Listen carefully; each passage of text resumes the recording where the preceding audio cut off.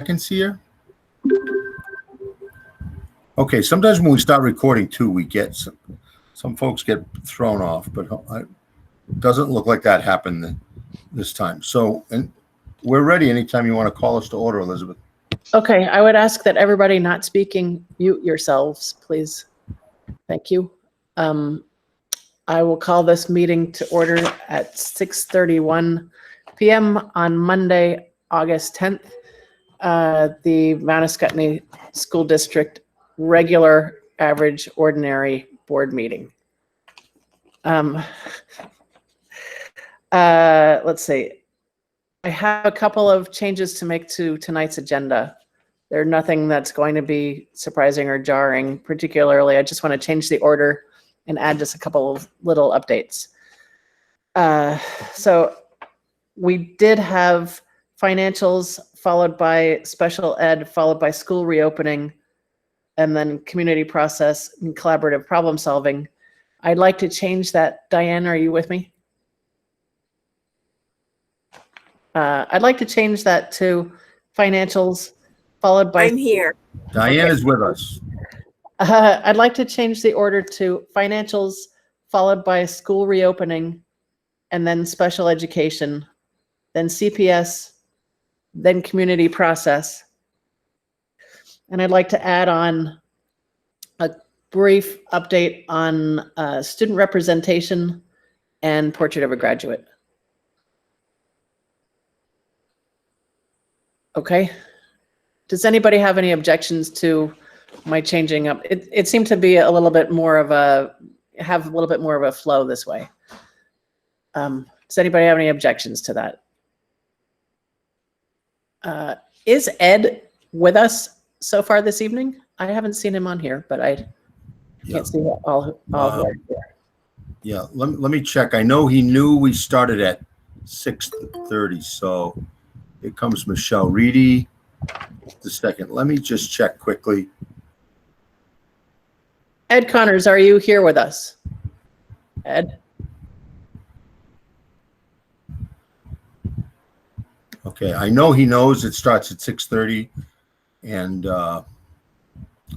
so if we want to skip over and just wait, go to your next item, and then when he comes. I was hoping to have him go first so that he didn't get stuck waiting, but anyway.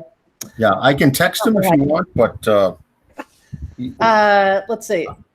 The third item on our agenda is for public participation. Does anybody, any member of the public, have something they'd like to say? Please put it in the text box on the right-hand side so I can call on you, because I cannot see everybody. And then I will call on you and you'll have 2 minutes. Does anybody, any member of the public, have something they'd like to say? Keegan, I see Keegan. Okay. I will start with Keegan. Your time starts now at 6:34. Please go ahead. Thanks. I just wanted to acknowledge all of the hard work that the administration team and the school board has done in preparing and planning out what the start of our school year is going to look like. It's a lot of hard work. There's a lot of unanswered questions. And I'm sure that the decisions that are being made are not being made lightly or easily. So I just wanted to thank you for doing the best that you can to create the safe enough circumstances for the kids and the teachers to return back to school. That's all. Thank you. Thank you very much. Jennifer Meager, do you have something that you'd like to say to the board? Yes, please. Good evening, everyone. I wanted to kind of raise the same challenge, I guess, to this board as I did with the supervisory union board the last time, in that if you are meeting in person for school, and I am, a full proponent of that, I think you ought to start meeting in person for supervisory union and or school board meetings. Just wanted to put that out there. I'd like to acknowledge that Yes, I agree with you. On the other hand, we're two towns, and at the moment, it's not a matter of, safety or not wanting to expose ourselves to each other. It's really more a matter of convenience at the moment. But I agree with you, and we will take that into account. Thank you. Yeah, and the other thing that this is David Baker. I know the state is really looking also at this virtual or hybrid model for meetings, because obviously, and we've noticed this in our supervisory union, and it could be because of the content too, but attendance has quadrupled in this virtual setting. It's so much easier for somebody to sign on to a meeting, but maybe you could have a hybrid model where you could do both. But I know the state's looking at extending the open meeting law so that we can keep doing things similar to this. Yep. Thank you for that comment. Does anybody else does any other member of the public have something they'd like to say? Okay. The next item on our agenda is announcements and celebratory comments. And I would like to take a moment to congratulate Keegan Eaker, who was named by the Gilder Lehrman Institute of American History as being the very best history teacher in the entire state of Vermont. And she is a 7th and 8th grade teacher at Windsor. And congratulations and kudos and well done. Excellent. Yes, congrats. Great job, Keegan. And you are the families who have had experience with you have all said that it was very much deserved. So congratulations. Okay, the next item is the discussion and action items. And as Ed isn't here, we're going to skip right by him and start with the school reopening. I was hoping that we could get a report first on the plan for each of the 3 buildings, and then also a plan or an update from the task force, and some of the logistical details surrounding surrounding that. Yeah, this is David, and certainly I know Angie tends to take notes at our reopening task force meetings, but we just had one again today, and essentially talked about a variety of things that still need to be worked on. I think basically the reopening plan, as stated, and feedback that's been sought from parents and staff on multiple occasions, seems to be ready to roll, but it's really going to be the details that make this work. So part of what's happening is that the global reopening task force has now moved more into the individual building task forces to work out some of the logistics around classroom setups, where will the health check stations be, what are the traffic patterns.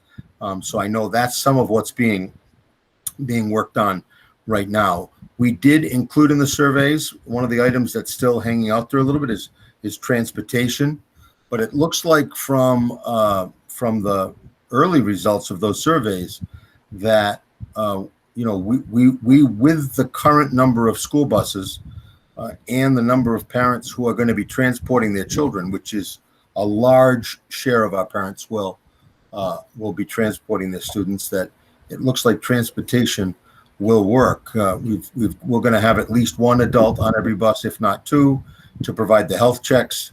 We can put another 20 to 22, sometimes even more than that, because if you're from the same family, you can sit in the same seat. I don't know if that's always recommended, having had 7 of my own, but they're at least medically able to do that, or along with the guidance. So I think transportation, we should basically be able to have that finalized, I hope, early next week. The onus is on the bus company in conjunction with the building principals to kind of work out those final bus lists, and so that's in process. The other piece that is still in process is the whole notion of quarantining. I think and by quarantining I mean, what happens in a building if a student or a teacher is symptomatic or in fact has been diagnosed with COVID. And so we've got on the reopening task force our 4 school nurses and Otella Perry, 2 from Mount Scottney, and Dr. Mary Benda, and they're working on those protocols. They're waiting for some final guidance from the Vermont Department of Health, and then we'll have those protocols in layman's language. We'll get them out to parents so they'll know exactly what to expect. If they show up at the door and the student has a temperature and they're not able to come in the building, what happens if they're in the building? And then along with that, what those thresholds of tolerance will be before you have to either shut a classroom down or shut a pod down or shut a building down.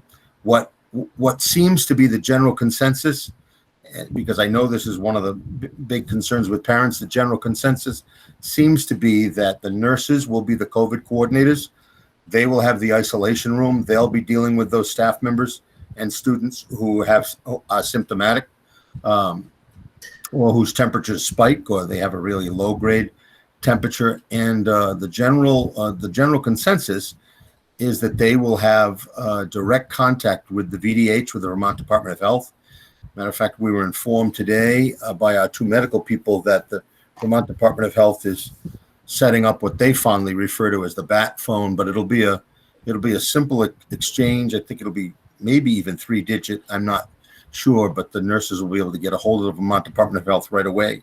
And I think what parents have to realize is, even though we'll have some level of threshold, and we'll probably use something, right now the state for travel purposes uses 400 cases per 1 million, and we can certainly zero that down to Windsor County and even to our own district. But I think what people have got to understand is we have to trust the contact tracers at the Vermont Department of Health, and that they will be the ones through this hotline that will be directing our nurses in terms of, does the student have to go home, which is almost 100% of the time, yes. Does the student need to be tested? Does the student need to be quarantined? And the same thing with staff members. So we're leaning on our nurses quite a bit. And what happens if one of the nurses gets sick? Yeah, that's a good question. One of the things, first of all, they're all in agreement that they will help each other out, right? So that's critical. But they all have and they've had this for a couple of years now. They all have a backup person that they've had on call that will be equally as trained. We have also put out an advertisement for anticipated LNAs. It's something I want to talk to the Supervisory Union Board about on Thursday, because I think with the level of anxiety and the intricate and complex nature of what this is going to be at the opening, the nurses have indicated that a little assistance wouldn't hurt. Now, whether or not there are LNAs out there in this COVID environment looking for work or not, I don't know, but we can certainly offer them a reasonable hourly rate, and they can also back up our nurses. But that's a good question, Elizabeth, and I think we're going to depend on their backup nurses that they all have already to basically back them up. Most nurses, through our EPSDT grant, which is our early prevention grant, they've paid for these nurses 1 day a week. So they know who they are. Those nurses know our buildings. They know our kids. And so I think that we'll have a pretty good backup plan there. The other piece that's still up in the air is athletics. Athletics have been, we did get a memorandum last week from the Vermont Principals Association, and the VPA organizes all of the athletic programs, middle school and high school, for the state of Vermont. And they are at least now giving us the okay to start practicing, and they said all sports starting on September 8th. But along with that, they said they'd be publishing guidelines. So, Jim Taft and Andy Tufts, our high school athletic directors, and those who kind of oversee our programs are just waiting for those guidelines to come out to make sure that we can, in fact, adhere to those guidelines and look through those guidelines. I did not see them. I thought they'd be out today. I've got an email out to Jay, the VPA executive director, and Bob, his assistant, to see where those are. But that's something that's sort of up in the air right now. I will say that was mentioned at the press conference, last Friday's press conference. I think they asked the governor, and not Dan French, whether sports would start on time. And he said yes, right? And he said yes. Yeah, so that must have given the VPA enough of a push to make that final decision. I'm still a little skeptical about sports, just because I'm watching, at the professional level and at the major league level, and some of the early problems with that. I know the colleges are in the middle of big debates now whether or not they're going to go ahead and play a reduced season or practice. So I think it's just something we're going to have to keep an eye on, but we're not going to have a long time, because if in fact we're going to start practicing on September 8th, then we're going to have the protocols in place for that. So just stay tuned on that one. But that's one that's still out there. The other decision we made today at the reopening team task force meeting was around the staff health checks. There was we had been talking about an honor system where the staff could do their own health check at home and then come in. And people were getting a little bit anxious about that. So what we're going to do is we are going to have a Google form that teachers can fill out before they leave the house that will answer the two basic questions, which have you been symptomatic? And I think the other one is, have you been around anyone who's either presumed or been identified as COVID-19 positive? And we think we can do that form in this Google Doc. That will go to the nurses each and every morning. That can be done from home.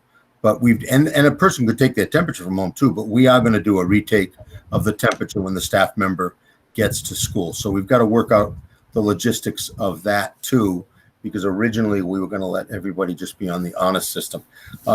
So I think right now, those are the things that were highlighted today at the meeting. We still get assurances from Otella and Mary Bender that from what they can see and what they read, that we are safe to open, that the science tells us we're safe to open. And I think, as we've said many times at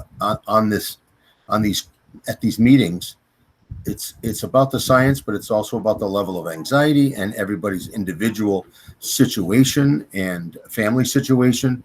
So I think we just have to be sensitive, which is exactly why we have three modes of opening, or three options for parents. One is our reopening plan, the hybrid reopening plan, which has some in-person work in the morning and then some remote work in the afternoon. That's K to 12. And then there's the complete remote option. The boards seemed intent on offering a 100% remote option. And we do have, I think, probably 20% of our parents who at this point want to choose that option. And then the third one, we've seen a spike in the Agency of Education applications for homeschooling. And I've seen more letters than I've seen in the past, because those letters come to me once they're approved. So we know that we've got several parents who have opted for the AOE homeschooling model. Some of those were homeschooling before COVID hit, but it's now an option that more people are taking advantage of. So Angie, if you wanted to add anything, or if anybody had any questions. I've got some questions. One of the questions we had last time, which you were going to follow up on, because at this meeting we will be closer to the start date, was whether we have enough remote teachers to handle a remote student cohort. Do we have enough remote teachers in our district to handle a student remote cohort? Well, when Angie said she's going through the data, that's exactly what she means. She's trying to match up students that have chosen remote and match up staff members who have either asked for an ADA request or are willing to go remote if so asked. I mean, I think the numbers right now, and Angie, you can correct me. The numbers right now are promising in that there are less numbers in the building, so there may be more opportunities for teachers to teach remotely. But we do not have enough through just those staff members who have asked for an ADA accommodation. I think there's only 4 of them right now, and that would not cover it. So we're going to need a few more. But what the administrative team has decided to do, we haven't done it yet, but we're going to put out a posting, and we're going to ask people to, if they're interested in teaching remote, that they would let us know. They'd give us the reasons why, and then we would go through a process to hire those remote teachers. Did you want to add to that, Angie? Because I know you're going through the data. Yes, I'm going through the data now, and it's actually coming in about 75% in person and 25% remote. Of the Is that for the supervisory union or just for this district? supervisory union, I'm breaking it down by district, and I'll have those numbers before the end of the meeting for you. Like I said, well, you weren't here earlier. I was playing with the data all day to try to get accurate numbers, and numbers were coming in all afternoon after David made his call, so it was really hard. So since I've been working on this, 4 more have come in, and so I'm trying to get as accurate a picture as possible. And again, there's some duplicates. So it's saying that we have 985 responses so far. I think about 25 of those are duplicates. So I'm still thinking that's a pretty good return.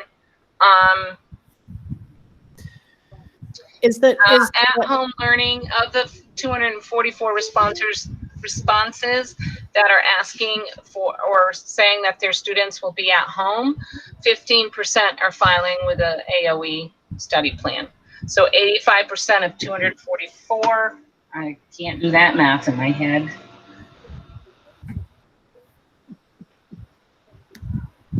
That's 207 students, and they do range from kindergarten all the way up through high school. And is there a possibility? Is there a possibility of using substitute teachers for that cohort? I mean, that's a lot of kids. Is there a possibility of, if it's going to be all remote, they don't have to even live in Vermont. They could be hired from elsewhere to teach remotely.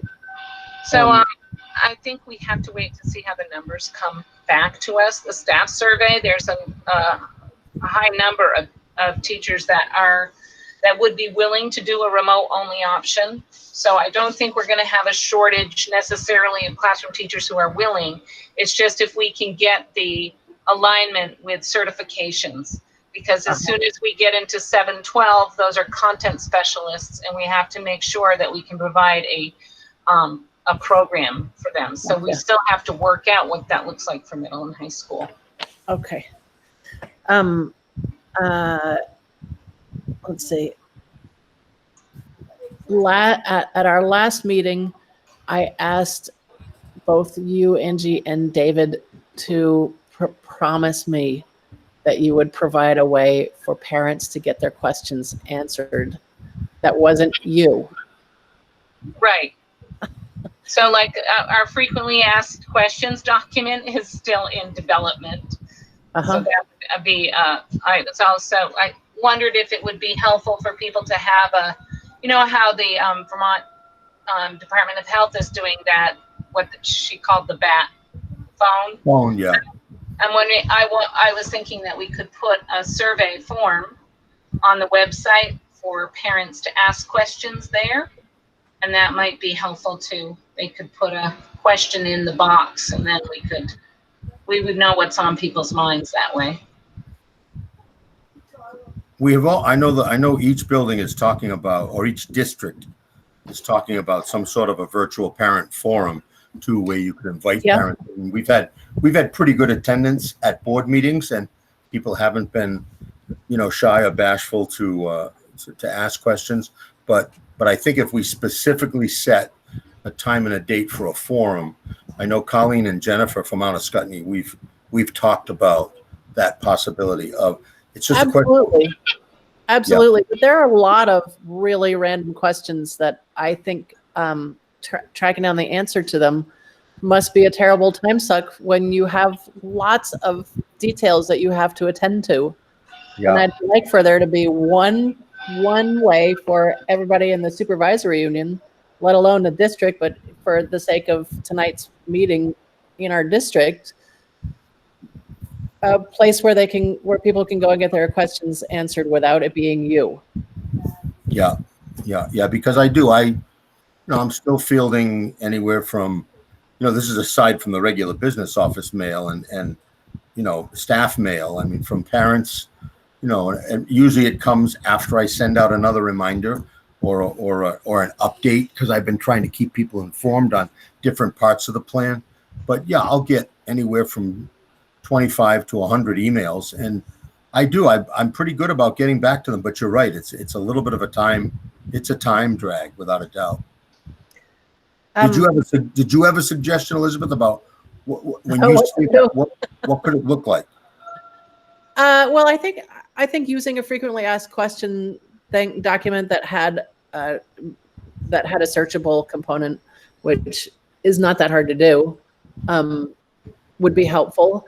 And then you could direct people to go there first, and then send your questions to a designated person who, I don't know.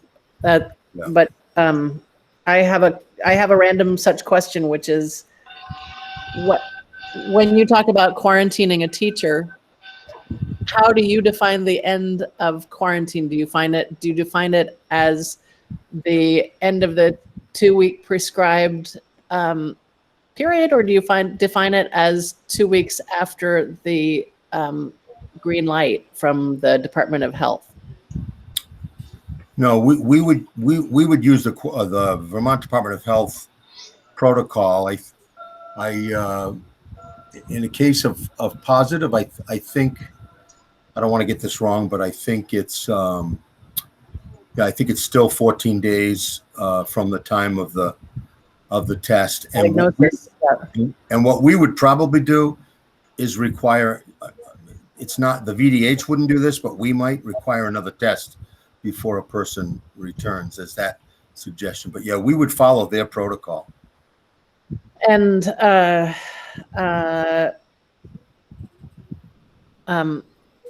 are we yet at a 100% success rate for people with access to high-speed internet or adequate internet? I know I do not think we're at 100%. And actually, once we call out those people who want remote, I mean, we'll start with them first and prioritize them. But we've still got the the issue that if and when we all go remote, and Larry has researched this, there are just some places. I don't think there are many. I think it's only a couple, but because we did pretty well we did very well last spring. I mean, especially in Mount Scottney. That's what Larry tells me, and I don't know if Larry's on the line or not, but there are just those last few houses that, and I don't know what you do about that, other than I think in this situation, those kids you might figure out a way to bring them in and set them up in a lab in the school. And, I mean, I don't think the shutdown will be like the shutdowns in the past where the buildings are closed. And I mean, I think it'll just be more around safety.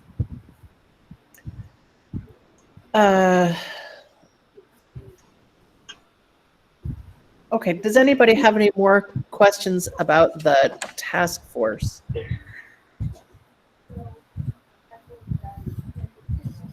Angie, how close are we on that FAQ document. I know we had a lot of it done, and then the questions kept rolling in. But are we at a point? It's a matter of getting better answers for some of those things, and I think it has, maybe I'd say it's about 2/3 of the questions have answers, but I have not looked at it in a while.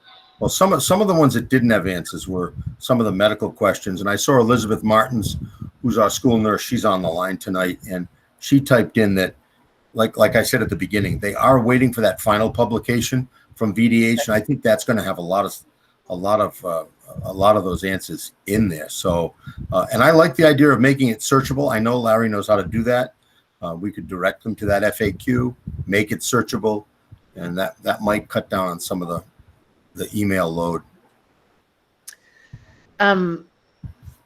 Okay, would you 3 building leaders mind just taking us on a quick tour of your buildings?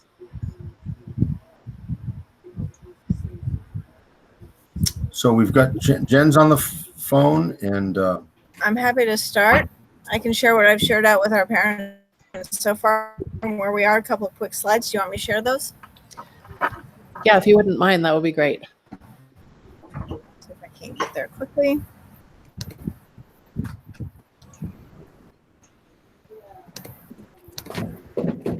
Okay, are we good? Can you guys see my shared PowerPoint? Yes. it is coming up, and now it disappeared again, but I bet it will come up as soon as I can see it. Oh. you can see it, Elizabeth. Yep. Well, I can talk through it quickly. So on our task force, essentially, there's myself and Jean Chick when she's able to join us, but we have a feedback team, a classroom teacher, and our administrative assistant take a look at it regularly and give us feedback so we can make adjustments. Other teachers also have access to give us feedback. So much is changing, so nothing we say here is definitely what's going to happen, but it's our best approach at this point based on the information we have. So all of our schools have identified the objectives for the reopening, which is decreasing the risk, including transmission, and identifying students quickly, identifying staff quickly if there is exposure, ensuring that all students who have needs get their needs met as appropriate for education, communicate regularly with staff, students, and families. And then as we keep going through this, adjusting to meet the health guidelines. So we're opening in step 2 right now, and I will go to what it'll look like for us. So currently we will do a daily health check, which all schools are doing. And these are the questions so far that are being asked. Have you been in close contact with somebody who's had COVID-19? Do you feel unwell, and do you have a list of symptoms? And they have symptoms that they will give us. There'll be a temperature screening. Those will be done before students even get out of their car to come into school, or at the bus stop for us, except for 2 places. All bus stops are actually people's homes. So we will not be having students jump on the bus if they happen to have whatever the criteria shows up as when we start school. With the entry, basically, essentially, we're trying to limit any cross pathways. So I think you were breaking up a little bit, Jen. I'm going to turn off my video, see if that helps. So the in-house, our goals, every classroom will have a primary classroom space inside the building, a primary classroom outside the building, which we had some great work done this inside the school for each class if needed for various reasons. Students will have lunch in their classroom. They will be delivered by our staff from the entrance door of the building to the classrooms, but they will be delivered from Windsor, it sounds like right now, to our school by a team that will leave it outside the building, so they won't be coming in. The classrooms are supposed to be disinfected 3 times a day. We're still waiting on what exactly that looks like. We have a meeting with Jim Taft tomorrow. And we are working at looking at ways to do guided choice time for recess time. So kids will still have recess, but we have to reteach what some good ways are for recess. I talked about that. So we're looking at our remote learning plan right now. Essentially, Still breaking up a little, our Jen. goal Can other people turn off their mics? That may help. starting That as might help. excuse me, 8:30, we start formally with the idea is morning meeting every day to build that connection, 40 minutes literacy, 40 minutes of math, and then 60 to 75 minutes of some version of integrated and interdisciplinary learning. And then the afternoon, our goal is to have what we call win time, what I need time, in which every student has an individual plan that they might meet with a certain teacher or maybe a small group of kids online virtually. Our outdoor spaces, our goal is to be out as possible. We are working on building the infrastructure outside to make that happen. So even if it's raining, kids can still be in a learning environment outdoors in order to meet the best recommendations for not spreading anything that might be showing up. So that's our basic rundown of the day. We have a schedule that we've all talked about, which probably will be tweaked as we go along for all of us in the afternoon from that 12:30 to 3:15 time, what students can do and what we'll have staff do. We can share more about that as we refine that. Masks, this has already been put out. Right now we're saying that masks by students need to be clean, and if not, we will certainly have masks on hand. And when inside the building, we are going to ask everybody to be as masked as much as possible. And outside, if we are within 6 feet of each other or moving in each other's personal space. We're still working on what it might look like. Lots of questions are asked about closing school. That is really in the hands of the health organizations. They can do that well. And we will have a room in the school. At this point is the understanding that is a reverse airflow room, and we're working to meet all 88 I think you might be accommodations cutting. for students. Really celebrate the fact we are, let me see if I can just close. I'm going to stop presenting. How's that? That's good. So at this point, we're just about the fact that we might be able to make some shifts in education that have been hard to make just because of the time to be in to explore possible outdoor learning environments. How's that? Any questions? There's a lot, I know, but any questions that I might be able to answer? Yeah. Yeah. Those are the best kind of questions. Colleen or Kate, do you want to give an overview of the, it's pretty much similar, only a much bigger building.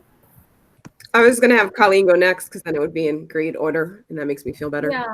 Yeah. I'll start with for a K through 8 student, and Kate will talk about the specifics of the high school. So many of the things Jen shared are similar. I'll try to point out things that are specific to Windsor. So similarly, having the entry points staggered from 8 to 8:30, trying to help students get through the doors from 8 to 8:15 with the first part of the alphabet and then the second part of the alphabet, with flexibility, of course, for families with different last names. We will have our our support staff helping us with our entry places. Students will be joining us at 8:30 when they arrive on the bus, already screened. We have separate entrances for our different pods. Our K through 1 wing will have their own entrance.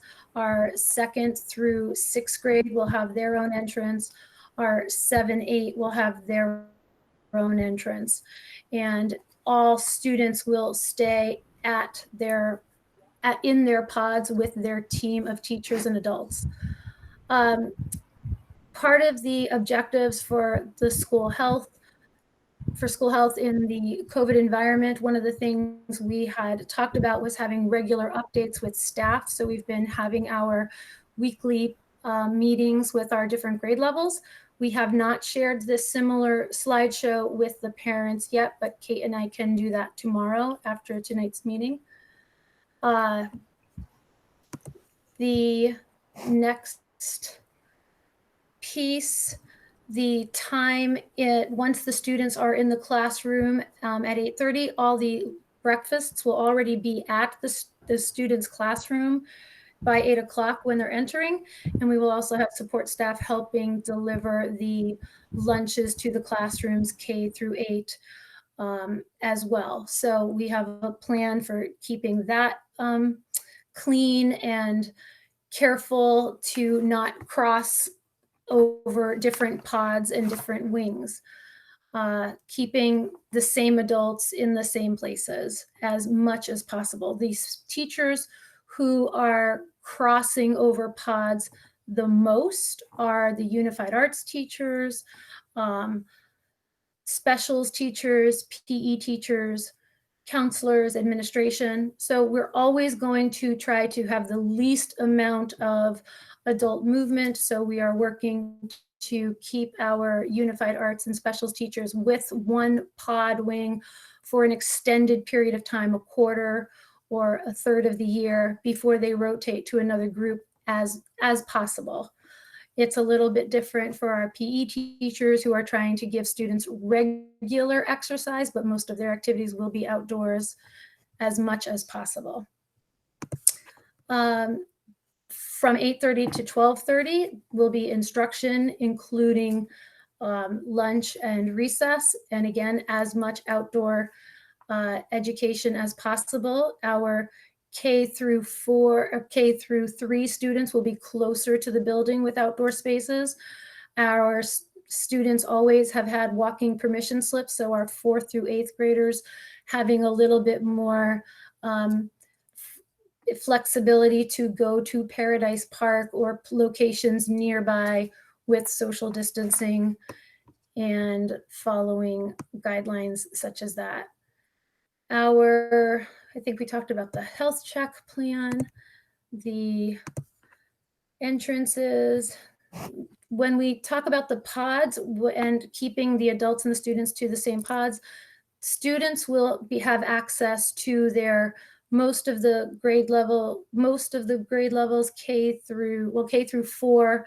They could be interacting with 2 teachers. Teachers will rotate, but students will not. And in 5 through 8, we have 4 teachers on the team, so teachers will rotate, students will not unless they're outdoors. Grade level teams, move about the pods, I said that. And we talked about our Unified Arts and our outdoor spaces having flexibility. I think that's it for right now. We'll be dismissing at 12:30 and expecting most of our students, helping them dismiss probably through 1 o'clock, depending on the need of pickup and how that works out. We'll be figuring that out in the beginning. We have a busy front driveway for pickup. Kate, you want to add to the high school students? Sure. We have the same health checks in place as both Jen and Colleen. Their entrances depend on whether or not they drive to school, because most of our student body drives to school, so they park in the back, so they'll be coming in those doors. Once they come in, they'll be grab and go breakfast set up, and the high school is divided into pods with adult wraparound support depending on their grade level.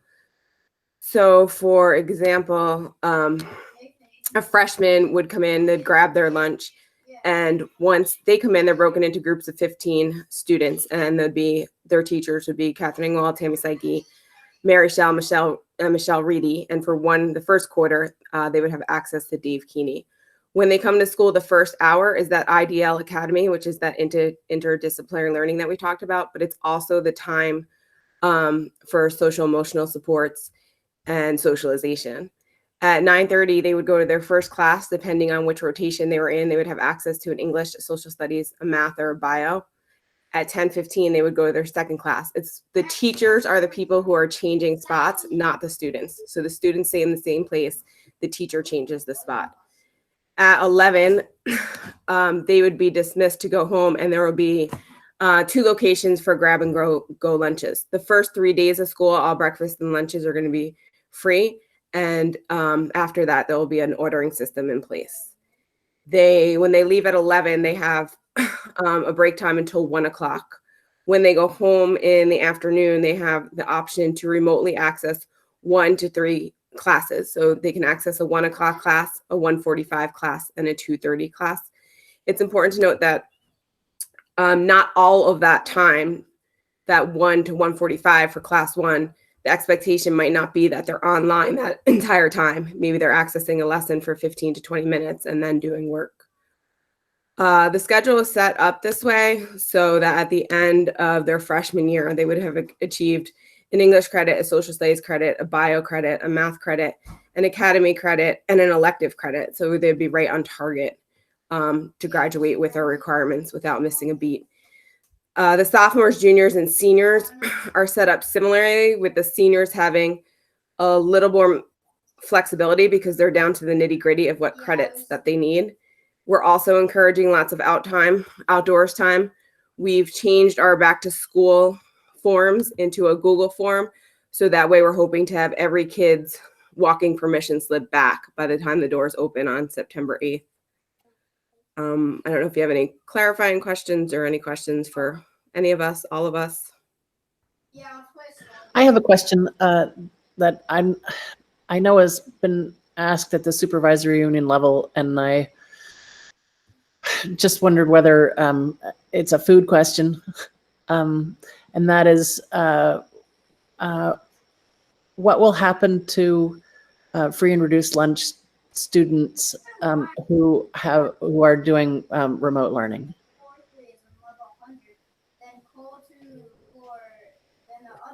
So if they're doing, sorry, I just wanted to Go ahead, clarify, Kate. they're Yeah, doing go ahead. remote learning, not homeschooling.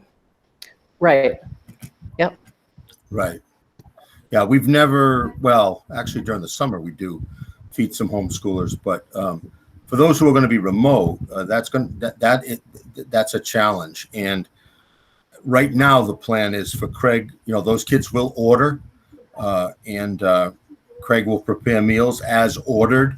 And then it's a question, right now the plan is to have people pick up those meals either a day ahead. There was some talk about maybe doing a week's worth of meals so to cut down on transportation, but that hasn't been decided yet. But there will be meals available for them. We just didn't think that we could have that same kind of delivery system that we had last spring and be doing the work inside the building. That was so labor intensive when we delivered those meals last spring. But we can have them available. We'll have them in a certain place, probably outside the building in nice weather, inside in inclement weather, and you'll just come down and pick up your meal or meals. How will that? I'm not sure I really understand. I mean, I see how that could work for somebody who's able to drive, but I'm not sure I really understand how that would work for somebody not able to drive. Yeah, no, I think that's the problem. I mean, I think that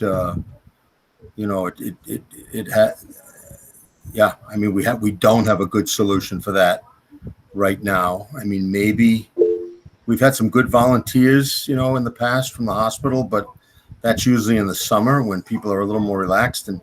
But I don't know that we're going to be doing a lot of delivering of meals. And I agree, Elizabeth, that's a problem. If anybody has a creative solution, let me know, because that would be really helpful.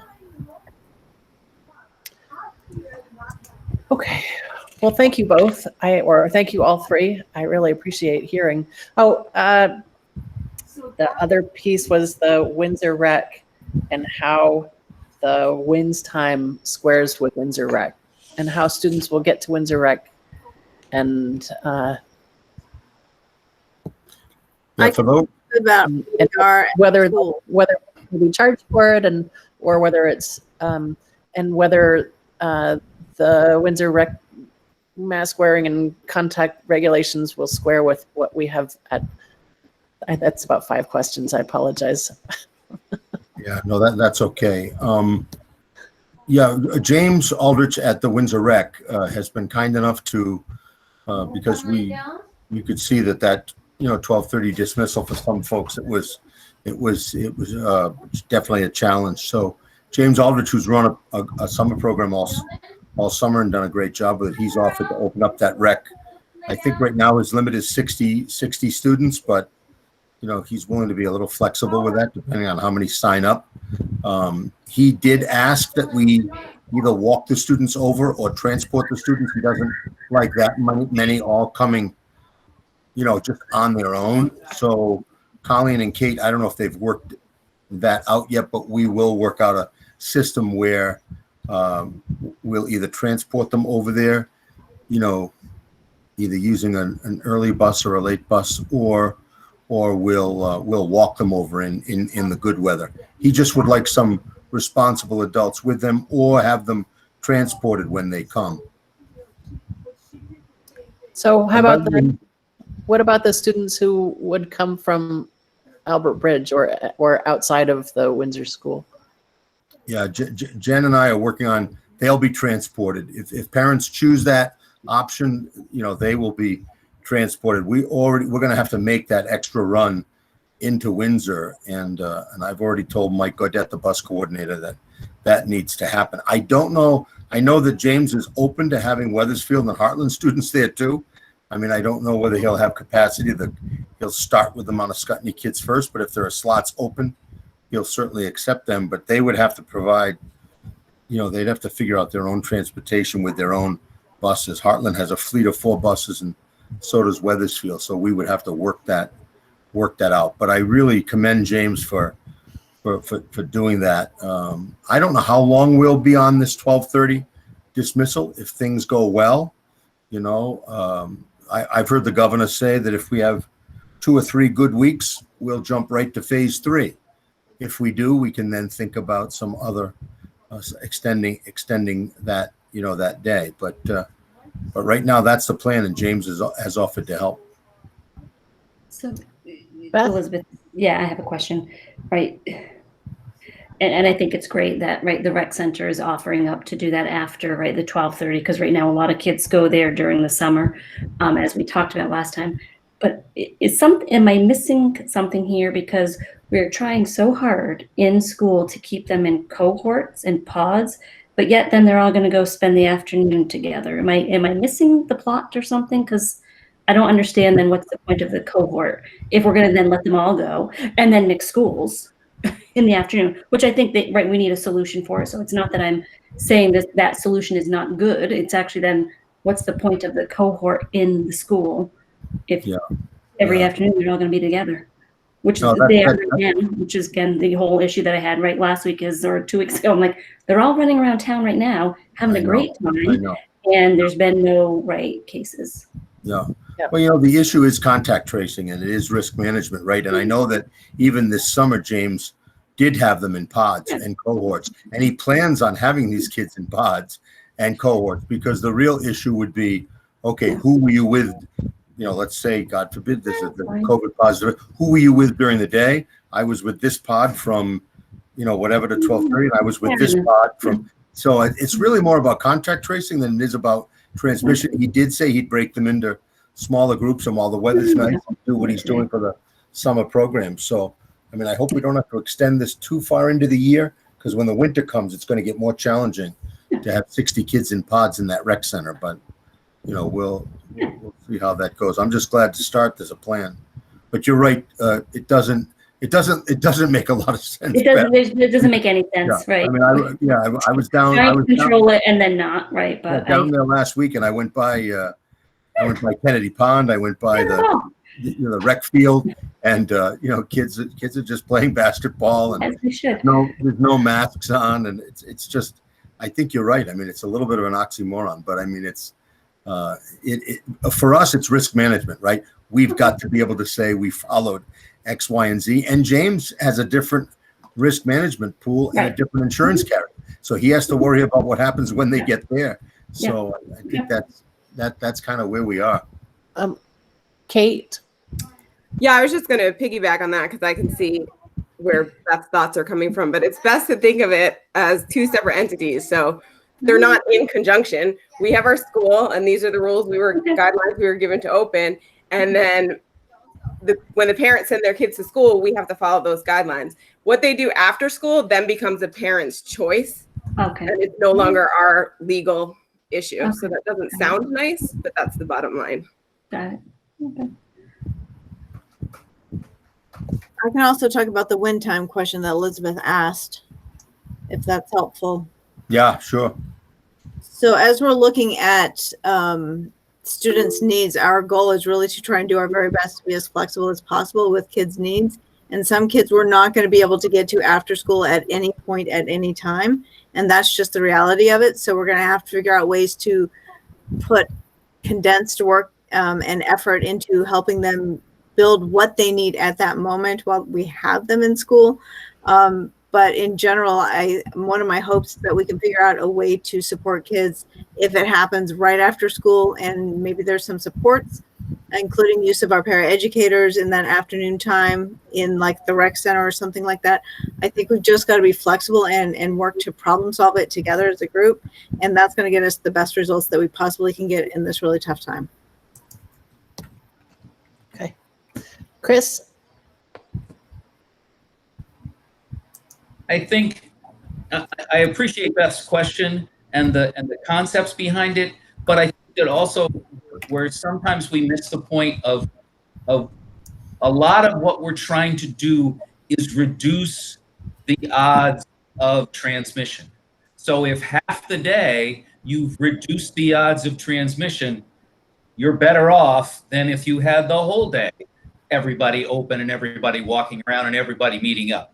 So it's still it's not a perfect system. And the truth is, if we wanted it to be perfect, we should keep all the kids home for another 3 or 4 months. And I'm not against that, but I think that we have to keep thinking about the idea is to reduce the odds, to reduce the amount of the potential for transmission. We all wear masks. None of our masks are really perfect. The air comes out around the edges of them when you're standing around with people. You may not be able to be 6 feet apart, but at least you've reduced the chances. And that's really what we're gambling with the whole thing. So I think we need to unfortunately keep that in mind and not give up on this stuff if we're going to keep doing it. I mean, or everybody stay home, which is a bad idea. So. Okay. Thank you, Chris. Thank you, Jennifer. Elizabeth, just one more thing from me, Elizabeth. Yep. I think, and I might have alluded to this in my email to parents today, but and this relates a little bit to what Chris just said, right? We've got to make sure these buildings are safe, and as we go back. And right now, I meet with Jim Taft at least weekly, if not twice a week. We've got certain items ordered, things related to the HVAC system, certain furniture requirements. He's got most of the cleaning products in. We've got some of the masks in, but not all of the masks. I mean, everybody's ordering all the same stuff right now. And we started early. I mean, Jim put in his first orders back in the beginning of July. So he was right on top of it. But the bottom line is, we have to have everything in place. We have to have those rooms set up. We have to have the HVAC system working properly. We have to have that negative airflow room, so my only point in saying all of this is, stay tuned because, and we'll talk about this on Thursday night again. We have to have a system in place where either the board, the supervisory union board, in conjunction with me or the executive board, someone has to be willing to make that final decision the weekend of September, 6th, 5th, 6th, and 7th, that we are ready to go. I mean, I think we'll know by then or before then, but this is all very tentative, and safety has to be number one. And what we are doing is also building our remote system. We won't spend a lot of time on that tonight. We're going to talk more about that on Thursday, but we are trying to improve our remote system. Angie, along with a group of teachers, are trying to, work hard on that student management system, or that what's called the LMS, the platform, because we know that there's going to be potentially some portion of remote work, and we want it to be better than we did. Even though I thought teachers did a great job in the spring, it needs to be better than we did in the spring. Okay. Does anybody else have any questions or comments regarding the opening of the schools, I'm sorry, or the opening of school? Anybody? All right. Then Katie Ahern. Is it Ahern? Ed is on the phone if you want to. Ed is on the phone. Yep. Okay. Well, he's going to have to wait until after Katie goes. There you go. That's it. Because Katie dovetails with the school opening. Yes, that's I with do. Hi, it's Ahern, like kind of like a chew with the Thank you. Okay, so I'm going to try to share my screen, and let's see. Let's get that to my slides. Present now, and Chrome tab. Okay. So, present. Can you see my screen? Yes. Okay. So I wanted to I had prepared a few things, and this will dovetail into a couple other items having to do with both COVID reopening and just to bring you up to speed on some of our needs this year that became evident that have actually very little to do with COVID, because that's happened too. So just to, in the red, returning SU staff, that's all Mount Escutney staff. If they're red, the rest of them are other buildings. And as you can see, we have a good chunk of folks coming back between at Windsor, and then we have a large number of new staff coming on. And just to give you an idea, and we've presented all these folks at the SU over time as they were hired. One of the great things that we have happening, Annie, who is right there, and our new staff is going to be splitting between Albert Bridge and Windsor as a new school psychologist. So we will have 2 in the district. And so Annie and Leota will be sharing the testing, and they'll be able to work directly with students and families as part of teams. It's something we're really looking forward to having. And a couple of the other new names, which I'll talk about a little bit in a couple minutes about financials, bringing on in-house speech language pathologists. For several years, we've had difficulty finding folks. And so we've used private contractors. And this year we have found 4 folks, 2 that are in-house and 2 that came through us with an agency, but are ours for the next couple of years, at least, and hopefully they stay, including people to do our evaluations, early childhood, person full-time at Windsor, and actually for the first time in several years, a SLP to split between Wethersfield and Heartland. So with that, it helps greatly with services. And no matter whether we have students in person or remotely, we need the professional staff to do this. So that's just an overview of staff. Is there any questions on that? Because I know I can talk quickly. Okay.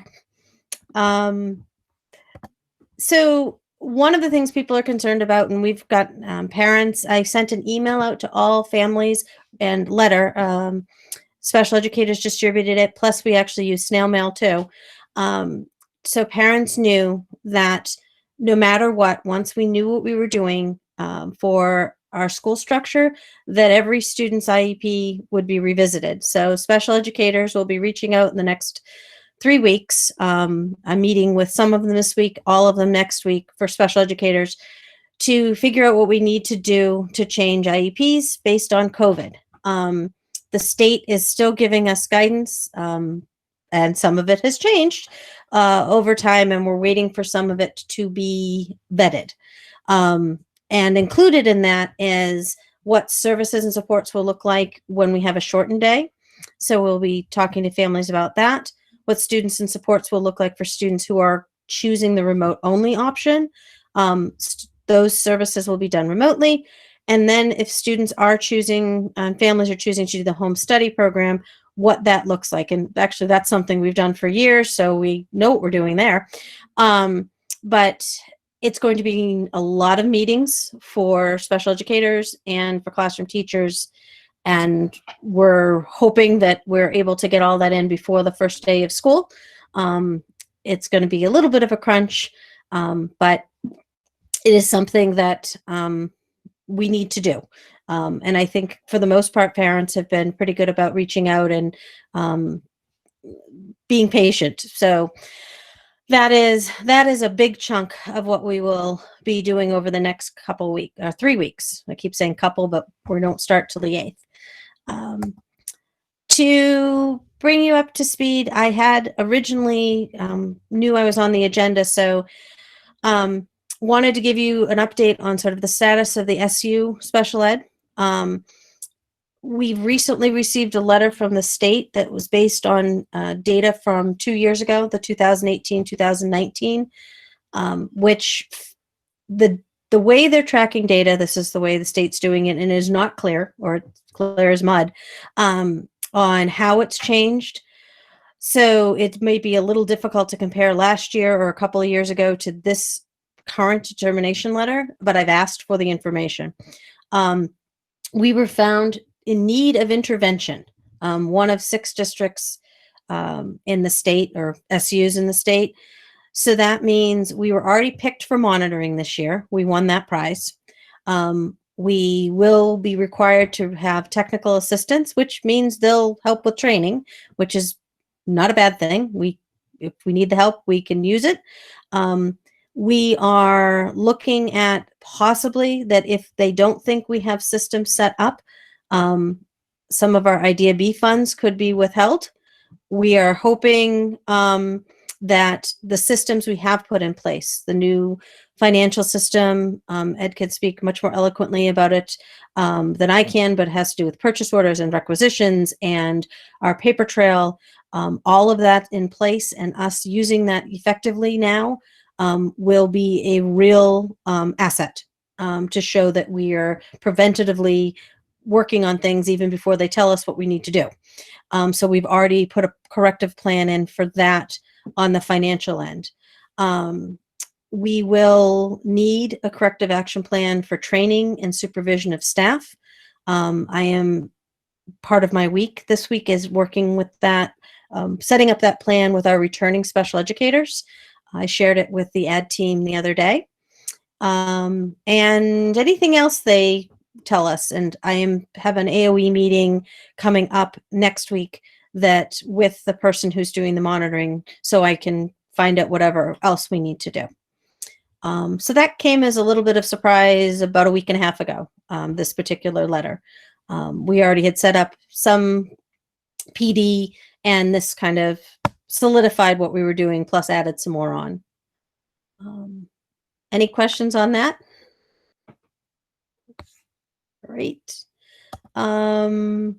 This is a little bit more of what we're doing for PD. So one of the things that the principals and I have talked about is we're going to have weekly in-service for special educators for at least the fall, if not for the year, to help us do this. So, which is kind of exciting. And with a focus, the state in general is looking at our post-secondary needs for high school students. And that's a very specific thing we do within special education on plans, and will dovetail in some of the state's initiatives. So that's something else that's on our plate.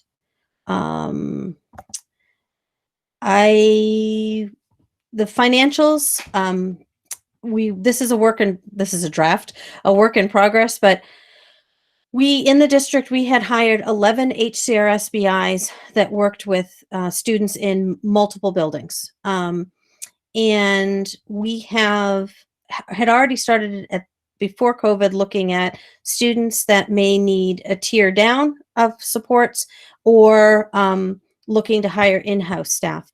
And frequently we have gone with HCRSBIs because they've been able to hire folks and been able to do the supervision. We were extremely fortunate this year to find 8 in-house BIs, all of which with experience, whether it's teaching experience or BI, behavior interventionist experience.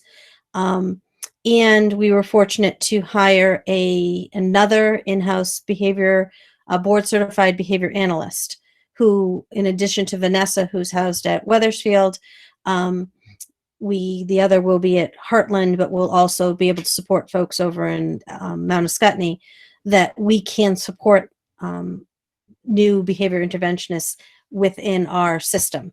The savings is approximately the 130,000. I have, as I was doing this, it's probably a little more than that, but that's our estimate. The SLPs I mentioned earlier, the cost we basically had the equivalent of 2 full-time independent contracted service SLPs, which that was 4 different individuals. It wasn't 2 people, it was 4 folks, which now we have 4 full-time that can case manage, evaluate, and supervise our staff. And case management is huge, especially for our early childhood, pre-KK kids. So it's put us slightly over, but offset in other areas, especially on the case management and evaluation. Those are things that can have unforeseen costs, and having our own in-house staff that is now able to do that without having to contract out will save us for any unforeseen evaluations that we have to ask others to do in that realm. The other, we had 1.5 FTE of LEAs. Those are individuals for our high school students who are placed in either by parents because of school choice. So our remaining students that from Brownsville, or any students that we have placed in a different school because of an IEP, a representative, a case manager from the district has to go. And we had 3 very part-time people doing that, who were independent contractors. And what we did is, or me, in my former position, hired 1 full-time person who has started already this summer, and I am thrilled. Her name is Kathy Mack, and the other one we're working on figuring out that other half-time position. It's still an open position, or I'm going to be shuffling folks into it. So one of the things that the last part, it's a little more train of thought. Folks know that at some point we had, instead of hiring paraprofessional positions, we hired special educators. That's all been offset by the fact that we've hired the in-house behavior interventionists.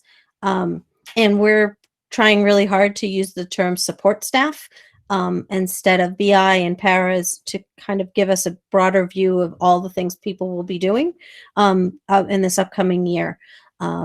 Because my catchphrase this year is going to be range, that even though you have a particular assignment working with a student or another student, that we're really looking for folks that have a range and are able to work with multiple students. And same thing for special educators, trying to put, as Jean Marie at Wethersfield had put out there, of all hands on deck, and working with all the principals on what they've needed for support staff positions. I've met with all of them, all of the existing special educators, hiring committees and everything. It's been quite collaborative to make sure that as we start this year, we were as fully staffed as we could be. And short of 1 position We were up until a week ago. And even as we head in now, depending on what happens with the number of students who return in person and then students who are remotely, I'm feeling pretty good about it. So that is the brief overview. I'm going to stop presenting of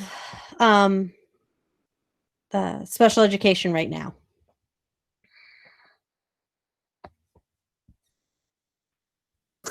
And it got very quiet. Thank you very much. You mentioned during, I think, the last SU meeting, which was about whether to open the schools or not, you threw in the stink bomb that it's not a stink bomb. You threw in the wrench that all special education has to take place in person. And it's not a stink bomb. I apologize. I didn't mean that. That was a poor choice of words. I know what you were referring to, yes. I was wondering what you think if special education has to take place in person and the majority of students are learning remotely, and we agree that there's an inequity there, who exactly has the inequity, in your opinion? Well, I want to clarify, any parent who's choosing remote, and we were getting clarity on this from the state on Friday. Any family that's choosing remote, we then also offer services remotely because they're choosing that environment. Okay, thank you for that clarification. I appreciate that. For any, if let's say our SU decides to go completely remote, we could be in the position if we are able to be open because other schools are able to be open. The governor hasn't closed schools, for example. Families could then ask for services to be in person because, well, if you look, other people are doing it, for lack of a better phrase. And I do know in some districts that are going completely remote or starting remote, they're bringing back their most intensive needs students who cannot access learning remotely. And that's where it becomes difficult, where we then have to figure out, because we did have some students who were completely unable to access learning remotely. And that was some of our youngest that have the more challenges where this doesn't work for them. And some of our olders, we're just getting them engaged. We couldn't go find them, kind of thing. So I think and so it's not an absolute. We're trying, I'm hoping we get to the point where we can then have some flexibility. And I do worry about students that, like, we didn't get to this summer. I would have loved to have been able to have a cohort of students we could have seen this summer. We didn't have the PPE to open. We couldn't do it. And we were given the option, if we could, we would, but we couldn't. In person, we are going to try to do all of our services while students are there for the 4 hours. If it's possible, if we had students, we had many students, for example, who did really well with some reading services and with counseling virtually. If we can then bounce that to the afternoon and do it virtually, we will. We're going to try to be as flexible as we can, but prioritizing and maximizing the students' time with their peers and the time that we need for specialized instruction. So. I also have a question about you said that there's a psychologist who has been hired. Mm-hmm. Does a student have to qualify for services by a psychologist? No, we do not have to have a psychologist do evaluations. One of my other hats is an educational evaluator, so a special educator can do the testing too. This is for testing. Is yes. that for testing? Okay. For testing. But the majority of what Leota has done, just to give you a ballpark, Leota did on average 70 evaluations each year over the past few years. That's a lot of I tests. know. I was wondering more whether, I've heard Dan French talk several times about offering therapy services to students Yeah. over those who are traumatized by what we've already been through, which is a lot. And I just wondered, whether that comes down to our district and in what form, and whether students have to qualify for that Okay. kind of this. We right now they're paid for out of special education funds, and one of them actually is paid out of our Idea B grant, which is very focused on is a have to of special ed. With that said, I think the supporting families and figuring out how we can do things in a way that meets both the needs of families and our financial is something that we can figure out, especially now that we have two. We didn't have the option before. I mean, really, there was no way Leota could have done it. Now with two, I think we have some opportunity. And as we get further into the year, I think it's worth a conversation of how that could happen, because that's one of the things we want to do is address social emotional needs. And Annie has really good experience in that. She and Leota complement each other well. So we're excited about that. Good. Okay. Does anybody else have any questions for Katie? Anybody? Great job though, Katie, in a short Yes, period of thank you very much. time. Yeah, I mean, I think you're the right person right now to get this all done. Thanks. Thank you. And congratulations on all those hires. That's a big deal. Actually, I recognize what a big deal that was. That was good. I will have to give kudos to the hiring teams. I think people were afraid to open their email when they saw, can you interview? It was amazing. And a cross SU effort. Folks that interviewed that were sitting there that were from Albert Bridge or Scutney or Windsor also helped hire the people for Wethersfield and Heartland. I mean, it was wonderful. It was a great way to get to know some folks too. So thank you. Excellent. Angie, I'd love to hear your data. I'm going to share my screen. Okay. And then Ed, get ready. Yeah, it won't take very long because I just have it sorted out by total responses. And this is for this. Yeah. Okay. This is so this was as of tonight at And this 10 is minutes ago. I just checked. Windsor or the district. This is oh shoot, I forgot to get ABS's data. Sorry, I got some focused on. I'll get that too. So this is Windsor's data, okay? Yep. So total responses K8 is 120. Total yeses, that means they will come back for in-person, is 91. That's 75.8. Total no's is 29. That's 24.17. And the total who want is school remote option of those 29 no's is 27. And 912 total responses 176. 136 yeses, that's 76.8%. Total no's is 41 or 22.7%. And total school remote is 39. So most people in Windsor, I mean, I think it's fair to say, are choosing the school remote option. So I will prepare Albert Bridges data and I'll let you know in the chat. Okay. Thank you. Okay. Ed Connors, are you still with us? Yeah, so where we're going was, this is Beth. So Angie, that's like an average, right? So the 176 is like 44 per grade. That seems high. Like it seems like a really high number for the total school population for the 9 through 12. For 9 through 12? I mean, it's great that it's 176. It's just, right, what is the average class size? 60 or more? 60 Yeah, or more? yeah, it's been increasing. Okay.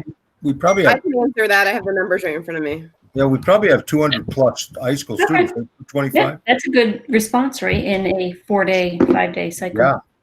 Yeah, that's not 100%, but pretty darn close. Do you have them right there, Kate? Yeah, we have 60 freshmen, Okay. 60 sophomores, Okay. So, okay. 48 juniors, Yep. and 40 something seniors. Okay. I will tell you that high school number. Yep. I know there's some high school teachers on the line too. I see Catherine there. I mean, that's higher than I would have suspected. I mean, that's a lot more high school parents that seem to want to keep their high school students remote. So again, it's going to be that matching them up somehow with licensed teachers to the best of our ability. So we're going to have to really work on that. The advantage at the high school level is we do have virtual high school and we have VTVLC. We have other ways in which we can deliver that instruction that doesn't require one of our teachers. But we're going to have to talk about that for sure. Yep. Okay. Thank you.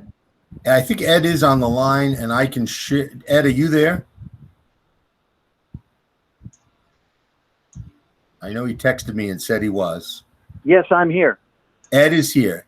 And Ed, I'm going to put that sheet up on the, I'm going to share the screen, okay? Yeah. So hang tight with me, everybody. It will, it was just a typo, but it'll say third quarter, but it's the fourth quarter balances. So hold on, I'll get that up on the screen.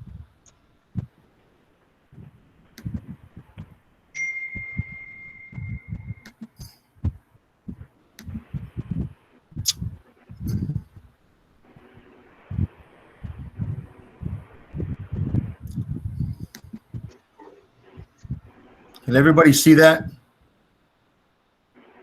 Sort of. I'm going to make it a little bigger.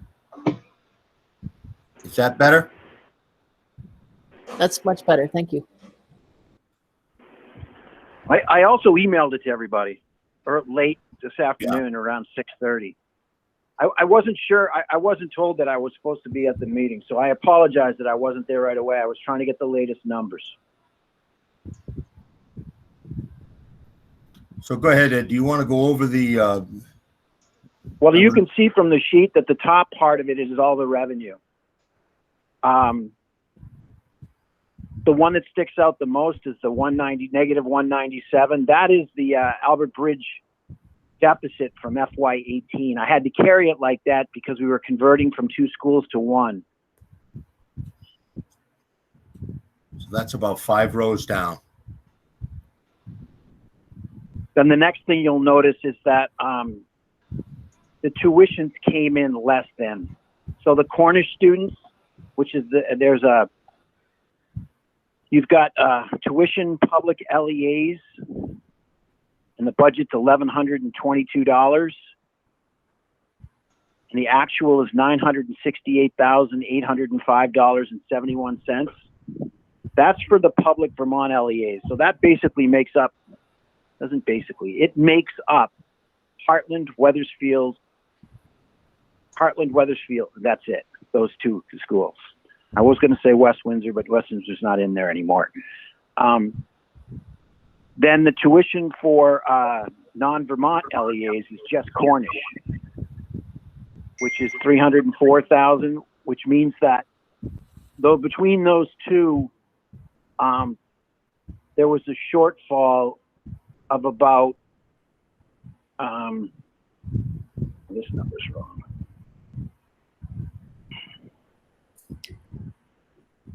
$190. Yeah. Yeah, roughly.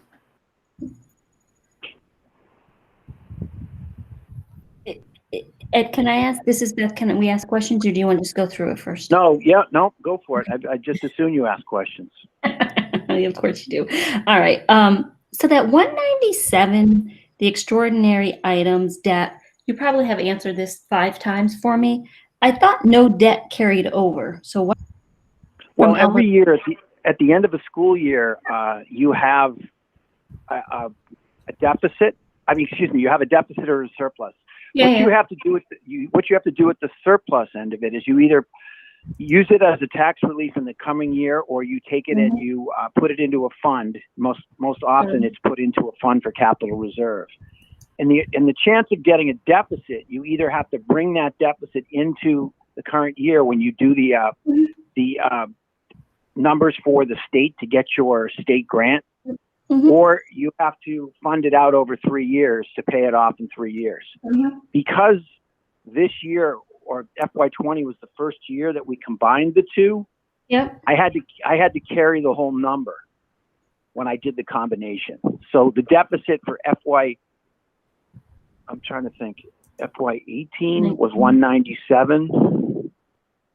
Yeah, but okay, yeah. So I get that. So but you had said, I thought I heard you say this was the deficit or debt at Albert Bridge, right? As we merged. But that was that's an operating budget. Got it. Okay. Okay. So that was the operating, not like some buildings or something else, which would not come it was the operating budget from fiscal Can I year. clarify? That's not specifically Albert Bridge. That is West Windsor as a whole, correct? Yes. Thank you. What does that mean? I'm sorry. So West Windsor also deals with the whole tuition issue. So it's not based on what specifically only Albert Bridge did, but what kids might have come in or what additional tuitions that we didn't pre-plan for in the October before they left. Yeah. Okay. And so maybe then thank you. Elizabeth. So, or Jennifer. So then what happened? Remember there was a whole issue with Woodstock, and please tell me we didn't pay them for stuff we should not have paid them. Is that in here now? Because we all agreed we weren't going to pay them. No, did not pay them.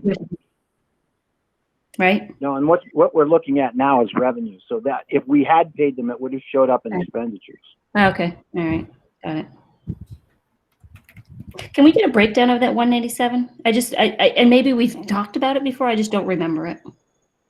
I'd have to pull up Albert Bridge's FY19 year end and give it to you, but I don't have that information. Yeah, you can just send it, Ed. That's fine. If you want to just send it separately, I'd be interested in it. Thank you.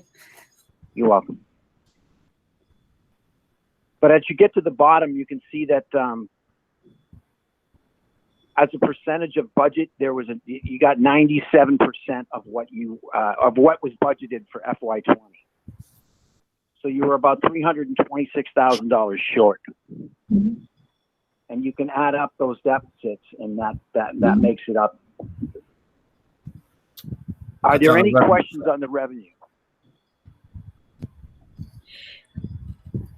And yeah, and just one thing on the tuitions. So that was just, basically we thought we were going to get a certain number of kids and we didn't, or were they kids that came and then left? Oh, no.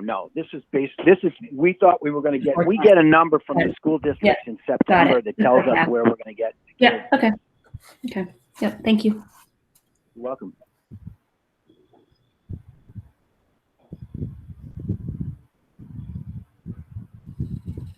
Any other questions?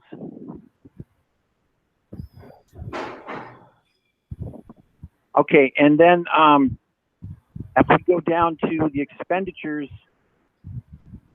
everything roughly runs right on budget. The contracted services was over. I'm still getting bills for HCRS.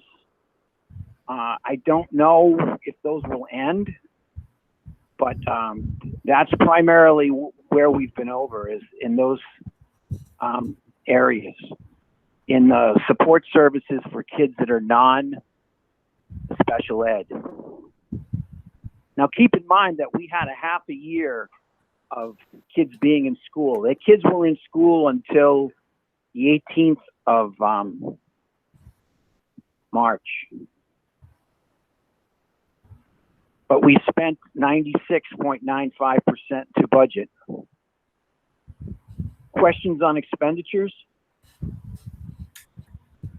Yeah, I guess I do. In light of that statement you just made, why would our transportation still be so close to budget when March, April, May, June? You had a bus that you were driving back and forth called the Power Bus. Yeah. That was not budgeted. That was $43,000. No, that's right. Yeah. That was that 8th block. Yeah.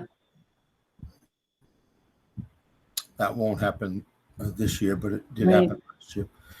And then we did keep our buses running. I think though a lot of that, Ed, you'll explain this at the end, right? That you have not applied any of those COVID relief funds yet to any of this, or have you?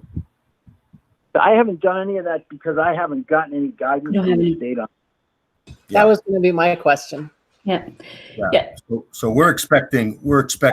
I mean, we're not. No, expecting, David. Whoa, David. No, Yeah. we're not expecting. Yeah, David. Right. Please. Right. Let's put it this way: there's money. There's money at the state. No, we're not expecting anything right now Thank you. because We all have to we remember. spent 2 right? weeks. I spent 2 weeks in a subcommittee with a group of business managers and the state finance people to come up with a formula to disperse the monies that were broken out from the CARE Act for the state of Vermont. And last Monday, I got an email from the CFO of the state of Vermont saying, disregard all that work, and we are not going to make any announcements until the end of this week.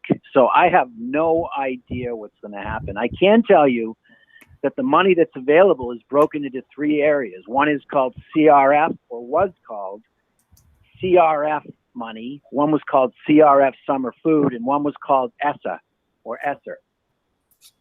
And those monies all have different qualifications and different requirements. And a lot of that was left up to the states, which is unfortunate because the legislature is notorious for having a hard time with that. Mm-hmm. And now they've thrown the whole thing to the AOE to figure out, and it's pretty loose. So Yeah. I'm not going to say that there's going to be a boatload of money in here. No, For that. I would assume not, Ed. Right? Right. We don't run a state like a business, but that's just my take on it. The last question I have is dues and fees transfers. What is that one? 24,000 over budget, particularly when we were only in the building, whatever certain percentage of the time, 70%. That was, Is that where you carry the food service transfer?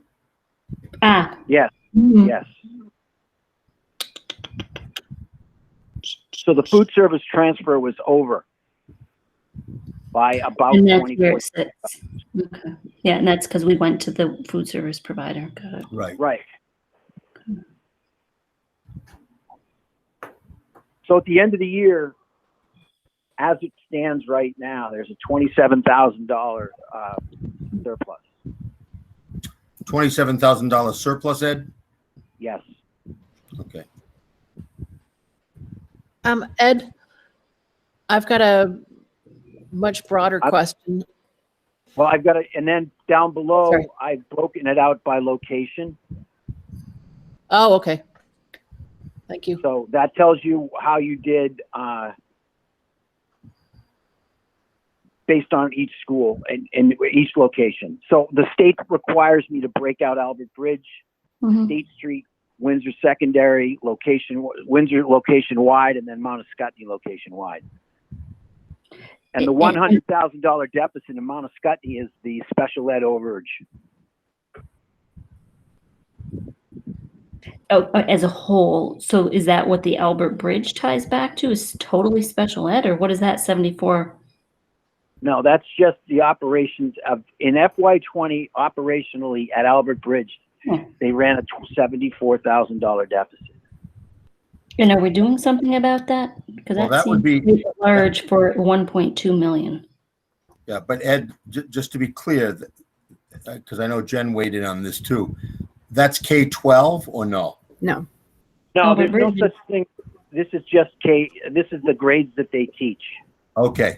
Right. So there are 2 things that I think led to this. And one is the fact that when we merged with Windsor, we decided we need to go to the Friday early release, which made us have to put together a program for enrichment for Friday afternoons for all of our students, which cost money. The second was that we lost our title funding for our intervention positions. So what we did is we increased our interventionist position so that we still had the same support because that's the assumption is if you have less free and reduced, you then can support that position.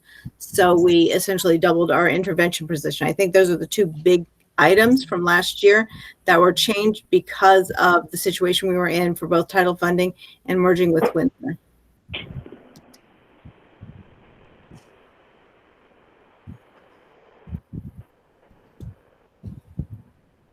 Any other questions on this for Ed? But you're saying that Mount Scottney, at least right now, ended with a $27,000 surplus. Yes.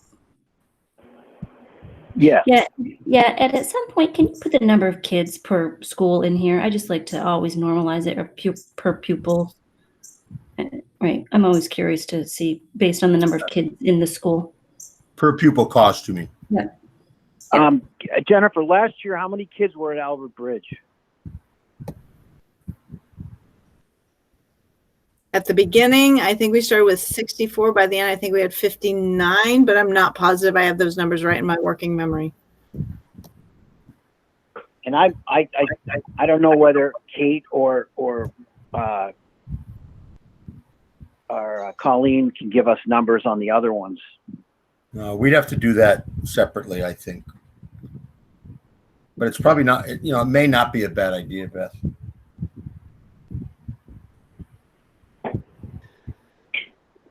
Ed, when you were on your call with the CFO of the state of Vermont, did he say anything about the updated Ed Fund shortfall amount? No, and it was an email. It was not. He wasn't on the phone. Okay. No, I think they're waiting for the legislature to reconvene. The legislature is going to reconvene in about a week, right?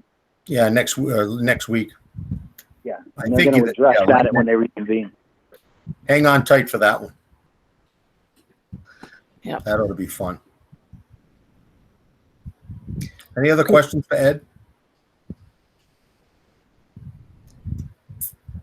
Okay, thank you very much, Ed. Oh, you're welcome. I apologize that you were not informed of tonight's meeting, and I promise that I'm going to have questions for you in the short future. Yeah, okay. I need a chance to just sit with the numbers for a little bit. So, questions regarding what we just looked at. Since okay. Yeah, but I'll send them to you. Yeah. Okay. And I think part of what Ed and I batted around, which is why he didn't, he maybe didn't think he was going to present tonight, was that there was still that unknown about what the state was going to do with all of those different funds. So, because it would be nice to just see the final picture once everything's been distributed. But I think it's good to take a look even without that and then see, if it's, that seemed to work. I don't know if Angie has the Albert Bridge numbers. Angie, did you finish? She's turning her mic on. I think she's done. She's going to show you Albert Bridge now. You sharing your screen, I take it? I am. It's a little slow. Well, I hit captions instead of present now. Well, I can read it to you while I'm waiting for it to turn on. Well, you could. Total responses are 35. Okay. And 28 of those, or 80%, are yes, I will return my child to school. And 7 of them, or 20% of them, are no's. And of those 7 no's, 5 will homeschool with the Vermont AOE plan, and 2 will use a school remote only plan. So we still need to get some in from Albert Bridge. We'll see. Yeah, that looks like it's not probably 20 missing, more. Yeah, missing 15 or 20 of those. But right now, does that show, just to be clear, Angie, is that 2 school remote in that 7? So is it 7? Yes. So the 7 is the total, right? Right. Okay. Okay. Jennifer, do you know how many you expected this year total in the building, or no? Was it in that 51 to 55 range? I was thinking around 55 to 65. Okay. Yeah. So it'll be good to maybe, and Jen, I'm sure you could probably chase the ones who didn't respond. Yeah, I'll work with April on that. Yeah, because Yeah. It's I shared the data, and the principals can take a look at it tomorrow. I did color code if it was a duplicate, and there were a couple entries in Windsor's data where it was 2 different parents for the same child, and they had their answers were not consistent with each other. So you can take a look at that and decide. But when I looked at the total numbers, so there's about 60 duplicates in our total, but they're still coming in. As I was doing that, we got 6 more, so that's good. People are responding.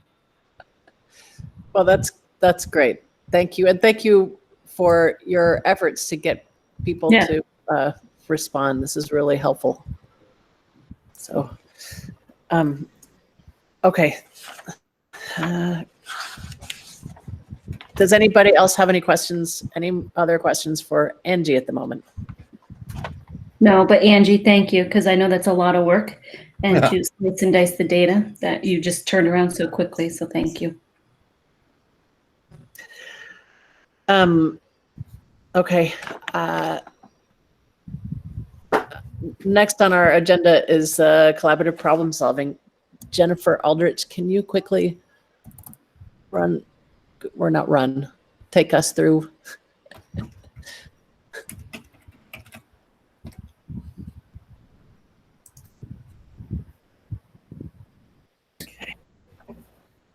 So hopefully my screen will start sharing in just a moment.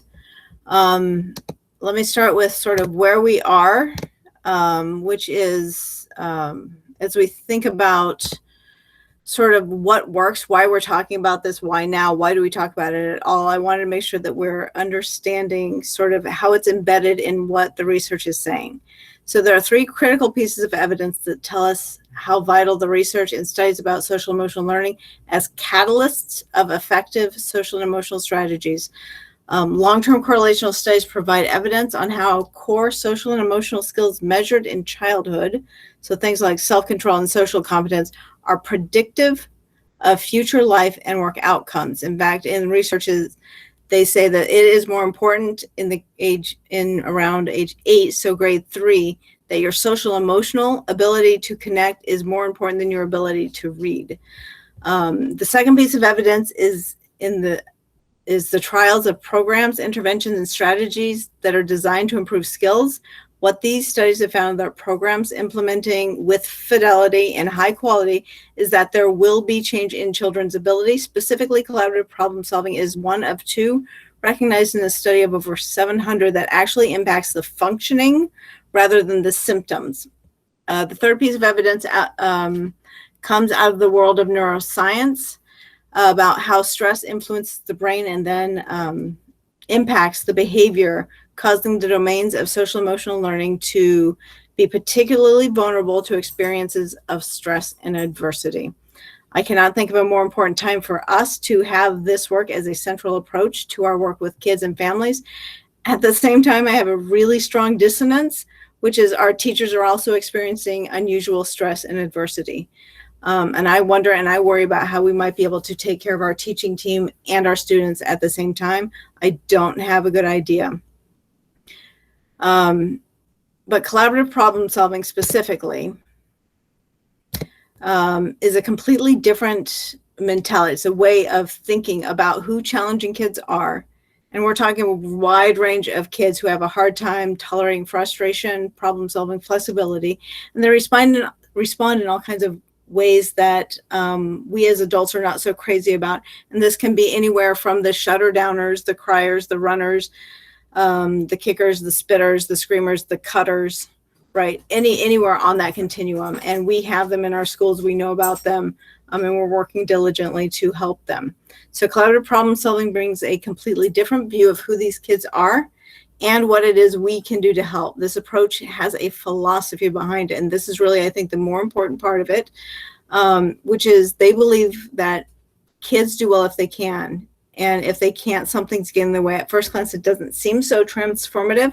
But if you think about schools, traditional schools, disciplinary plans, behavior plans, grading, detention, suspensions, expulsions, you name it, all the way through incarceration, all of these interventions are aimed at telling the kid or the person that they better shape up, that this is important, and there are going to be some pretty tough consequences that we impose, impose, if you as the vulnerable person not in charge, don't start behaving properly when a kid is trying to do their utmost to behave well, to stay in school, to stay in class, to not explode, but can't do it. And we continue to say, yes, you can if you just try harder. Eventually, these kids are going to give up. And that's literally and figuratively. They give up, they drop out of school, they drop out of actually engaging in a process that could help. And consequently, finding other kids who have dropped out of life as well. And I think this is a consequence of us sending the wrong message that comes with the interventions that go with our traditional systems. It is highly unlikely, in my view, that these kids, are not motivated. In fact, I think these kids are probably among the most motivated kids I have ever experienced. They are motivated to behave well, to do better, because they know more than most of us how miserable life is when they are not able to succeed, when they're not able to do well, when they are not able to meet the expectations of the adults or even their peers. So as we shift from a heavy reliance of extrinsic motivators to more intrinsic motivation, I believe this philosophy guides us. The process of collaborative problem solving, for those of you who are not familiar yet, is first of all embedded in this formative belief that all kids want to do well. In fact, we all want to do well. And if we're not, something's getting in our way. And in the process of solving problems together, in this approach, we build skills, neural pathways that connect and strengthen these pathways over repeated, predictable, and relational experiences, which is trauma approach, that get to meet 5 goals that we as adults typically have, which are reducing challenging behaviors, get kids to meet the kids' needs, stop the unwanted behavior that we're not so crazy about, so they stop showing up, and they build relationships. I think I covered all 5. I forget. And then we do this in the process of solving problems. We address 5 key areas of skills that we need. Communication and language is a very big one when you're articulating and identifying what's bothering you, understanding what other people are saying. Executive functioning, things like working memory and attention. Frustration tolerance, including emotional and self-regulation. Cognitive flexibility, which is seeing the grays of the world, being able to shift off of one way of thinking to what somebody else is guiding you to think at that moment, or changing plans. And then what we often think of as traditional social skills, which is empathy, perspective taking, knowing how to start a conversation and engage in reading the nuances of each other. To this end, we have started a collaboration with Mount Scottney Partner Prevention Program, and last June, we were able to start a formal assessment process. In that, we started with a survey before we did any additional training and things. And we had a pretty large group of people participate with us, including classroom teachers, paraprofessionals, special educators, leadership. Everybody essentially filled out a survey, and that gave us some initial data that Think Kids organization has helped us process. And here are the results. In essence, when it comes to us understanding the philosophy, that 4 line is if they're not sure. So understanding the philosophy as a group, as an entire SU, we are above the not sure part, and that little white dot or square, in the middle is the median. It's your average, what we often call the average. So understanding that philosophy that I talked about up front is already above the not sure range, which is better than most at the beginning of a process. The burnout rate, which is really trying to get a handle on teacher stress and things that are being put on them, we're below the not sure rate in a pretty good space. Our two schools that we're looking at, they look pretty similar. So both Albert Bridge and Windsor are above the not sure line in terms of philosophy and below the not sure line in terms of burnout. And the reason we do this is because implementation science tells us that if we have too high of stress in either of these areas, that we're not going to be able to add more to our plate. And if the change of philosophy is going to be significant, that's going to increase the stress here, so that if you've got too much stress being added to something that's not quite there, it just makes it less likely that it's going to succeed up front. Another component that they looked at, is looking at leadership, the role of leaders in our school. And these come in many different forms, but specifically looking at the supervisors of these, which would be any principals. The orange here, the executive leader, this is just looking at our superintendent. And that 3 is sometimes. So we've already got an executive leader that it's viewed, and I'll go to this next one, that there is at least sometimes, and in this case, more than sometimes, fairly often even, of transformational leadership. So the ability to see a vision and change the system. This is the yellow one. It has to do with looking at the other principals across the district, assistant principals. This is what the teaching staff decided they felt like was our capacity as a system. So that's all 4 schools in their administrative roles. So I won't go through that, any more details. Then afterwards, we had a brief training, and then they gave us another survey. And in that survey, here are the numbers of people who participated in that. And here are the results that came out of it. So for an organization, it seemed to be a very strong fit. These little dots on the bottom are outliers, but in general, 3 is not sure. So we're looking as an organization, it seems to be a good fit, which means we already basically own the philosophy as a cohort in general. As a personal fit, it's a little different. So allowing for just sort of where people are differentiated in the process of understanding and thinking through this. Here's the areas that, again, this dotted line is the not sure. Organizational capacity. This is what teachers believe our capacity to make a change happens to be in this way. And we're still above the not sure line, so we're still looking like we're pretty ready. And then personal capacity, this is what I want to talk about. Well, we're still above the line and nobody would probably flinch too much at it. Just recognizing for us that we've got some concerns here that we want to be paying attention to. This is a heat map, which basically tells you where some of our areas of concern are. I won't spend too much time on that, but you can certainly look at that later. By roles, we looked at classroom teachers. This is, do they think that this organization, our supervisory union, fits the model of collaborative problem solving? Not that they know necessarily what the steps are of collaborative problem solving in great detail and understand what's entailed in the process, but do they have an idea of, will this fit with who we are as a system already, what our core beliefs are? And as classroom teachers, it's very much on the upper side. So 3 is our not sure line. So we've got for classroom teachers, and these are our para-educators. These are people most specifically working with our kids in the most intense ways.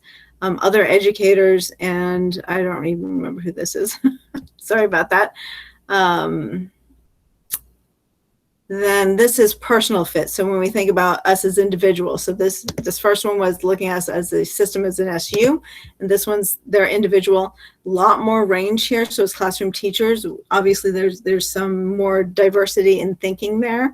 Classroom aides are more on the lens of looking like this is a better fit for them. It makes sense already with who they are.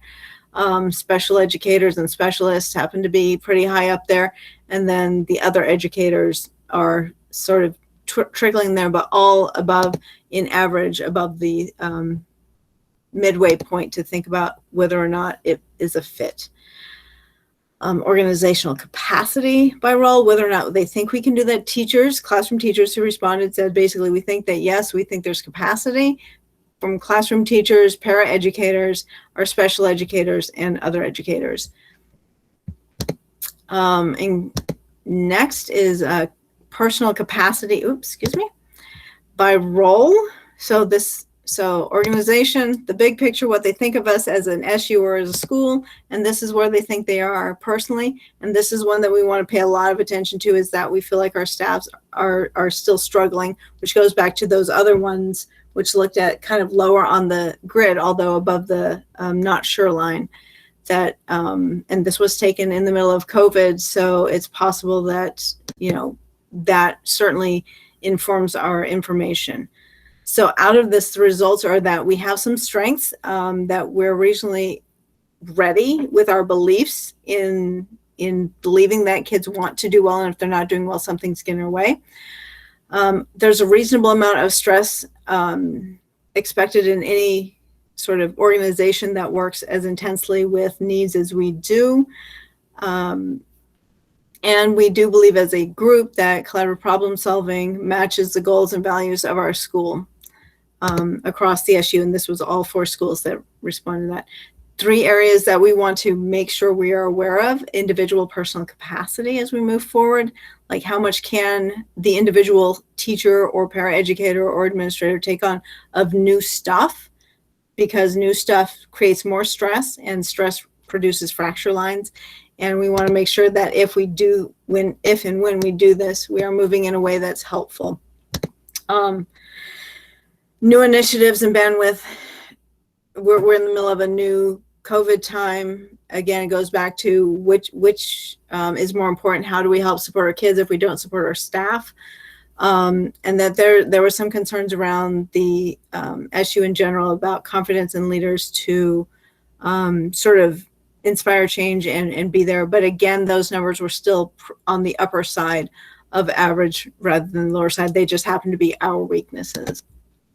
So you don't need that.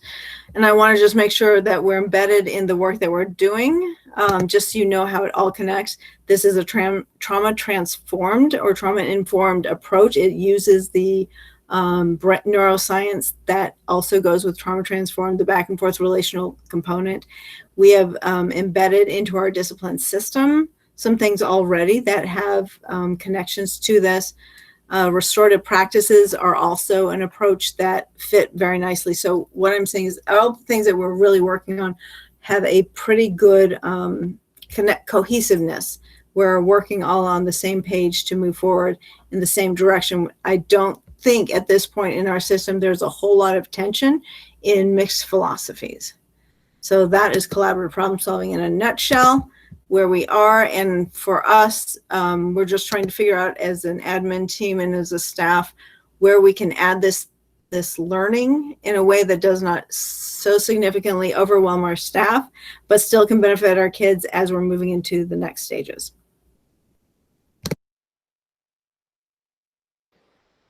Thank you. When did the data gathering for this study take place? The week before January 12th, June 12th, and the day of June 12th. I don't remember exactly what the day was, but it's a week before June 12th that we did it for that full week. And then the week at June 12th and the next few days, they gathered it. Huh. So at high intensity week. Yes. Yeah, we were still in the middle of trying to figure out what we're doing. We hadn't had a break yet. Some people still haven't had a break yet. But yeah, that was definitely, we were still in COVID. We hadn't had time to really stop and think through much, but that's where we were at that point. And to what degree has our supervisory union had CPS training to date? So brief history, starting in 2015, many of our sort of administrators and change leaders started going to Boston to become trained in either level 1 or level 2 training.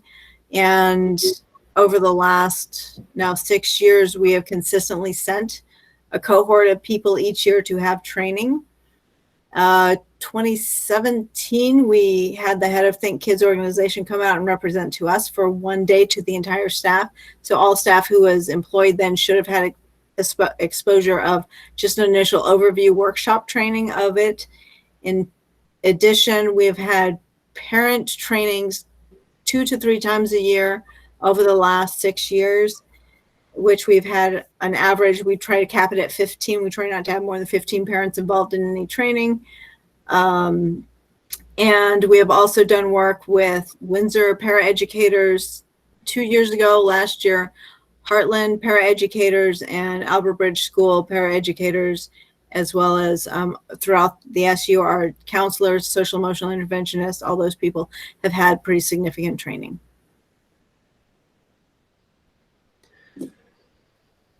Okay, so what's the next step, Jennifer?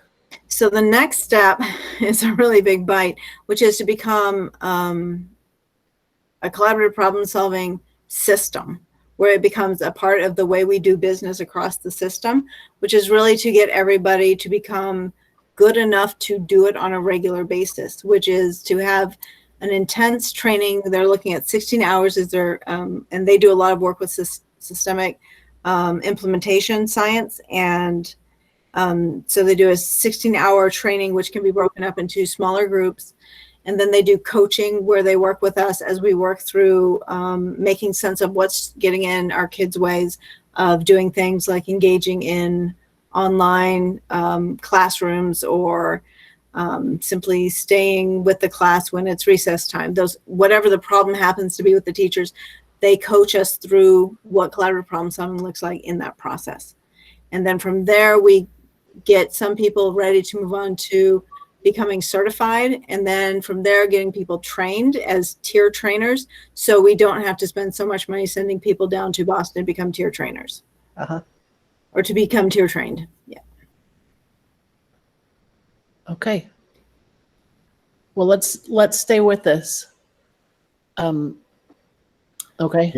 Yeah, I just wanted to make one comment, Elizabeth, related to next steps.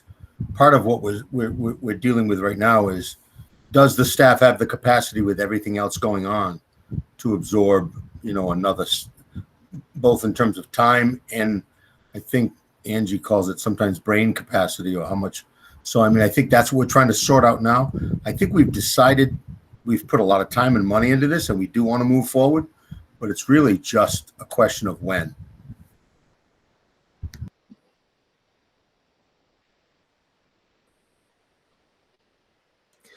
Okay, thank you. Let's stick with it. Keep talking about it.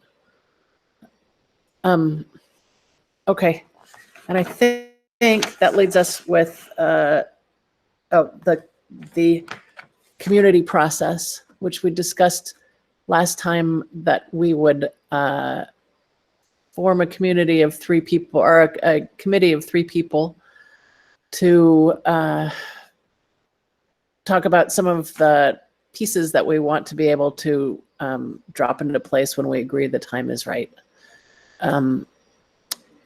Chris, you offered to be part of that group. Is that right? Are you still willing to do it? I am still willing to do it. Yeah. Okay. I think, Amy, you also offered to do it. Are you still willing? Yes, to do it? I can still do that. Okay. I don't know that it's the best idea for all 3 people to come from Windsor, Beth. So y'all can fight it out. So this is Amy. If Beth is interested, she can, I don't need. Yeah.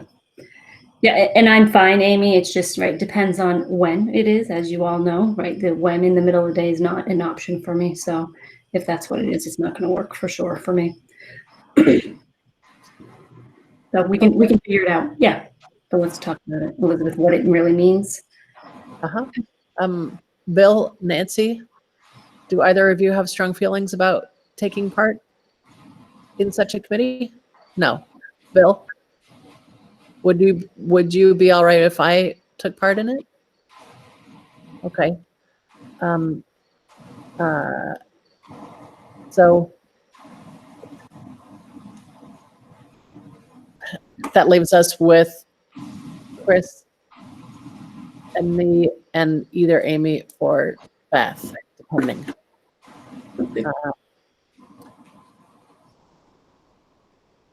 All right. Well, That sounds like a good start. We can sort of discuss that at a, you know, yeah, let's take that offline.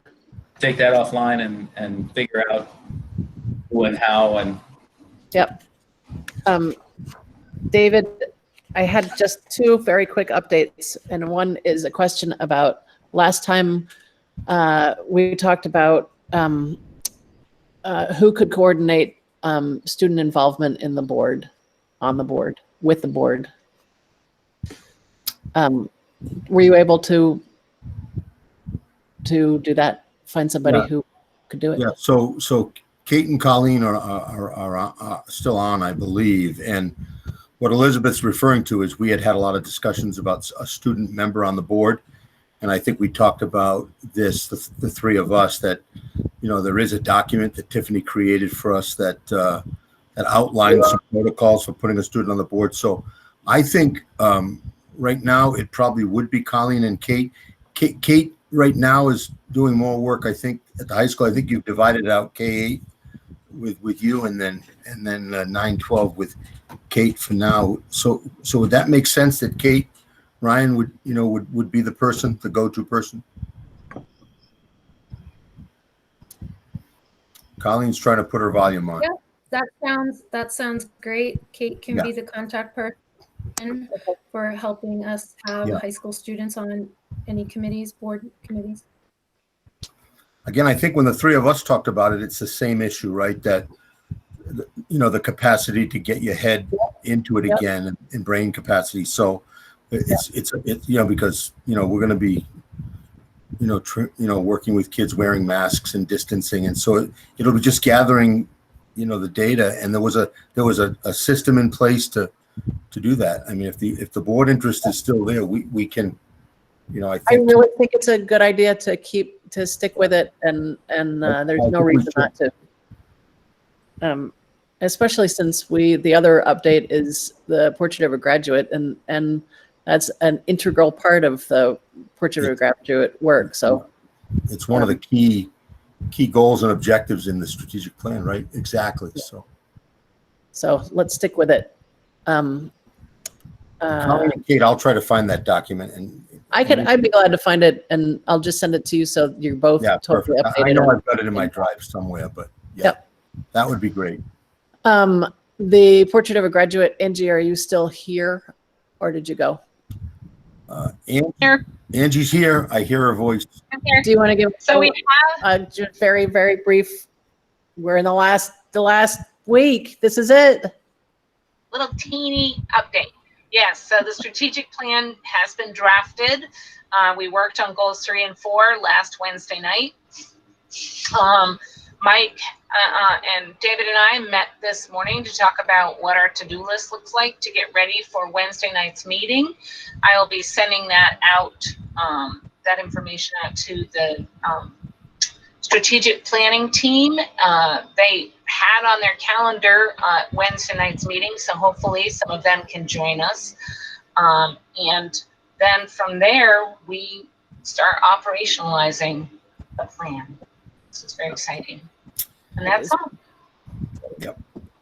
I think one of the things we'll have to talk about at the supervisory union level is how much once the plan is finished and no longer in draft form, and the board has adopted it, how much ongoing support, facilitation do we want from Mike Nicholson and Battelle? So we can talk about that at an SU level. We did put some money in the CFP grant and a few other places, so we'll talk about that. Mike's been really instrumental in pushing us. He said we're one of only 2 districts that kept going during the COVID crisis, and we're going to have our plan in place. So that's a credit to Angie and the crew and the writing team And that's going to guide our work for the next 3 to 5 years.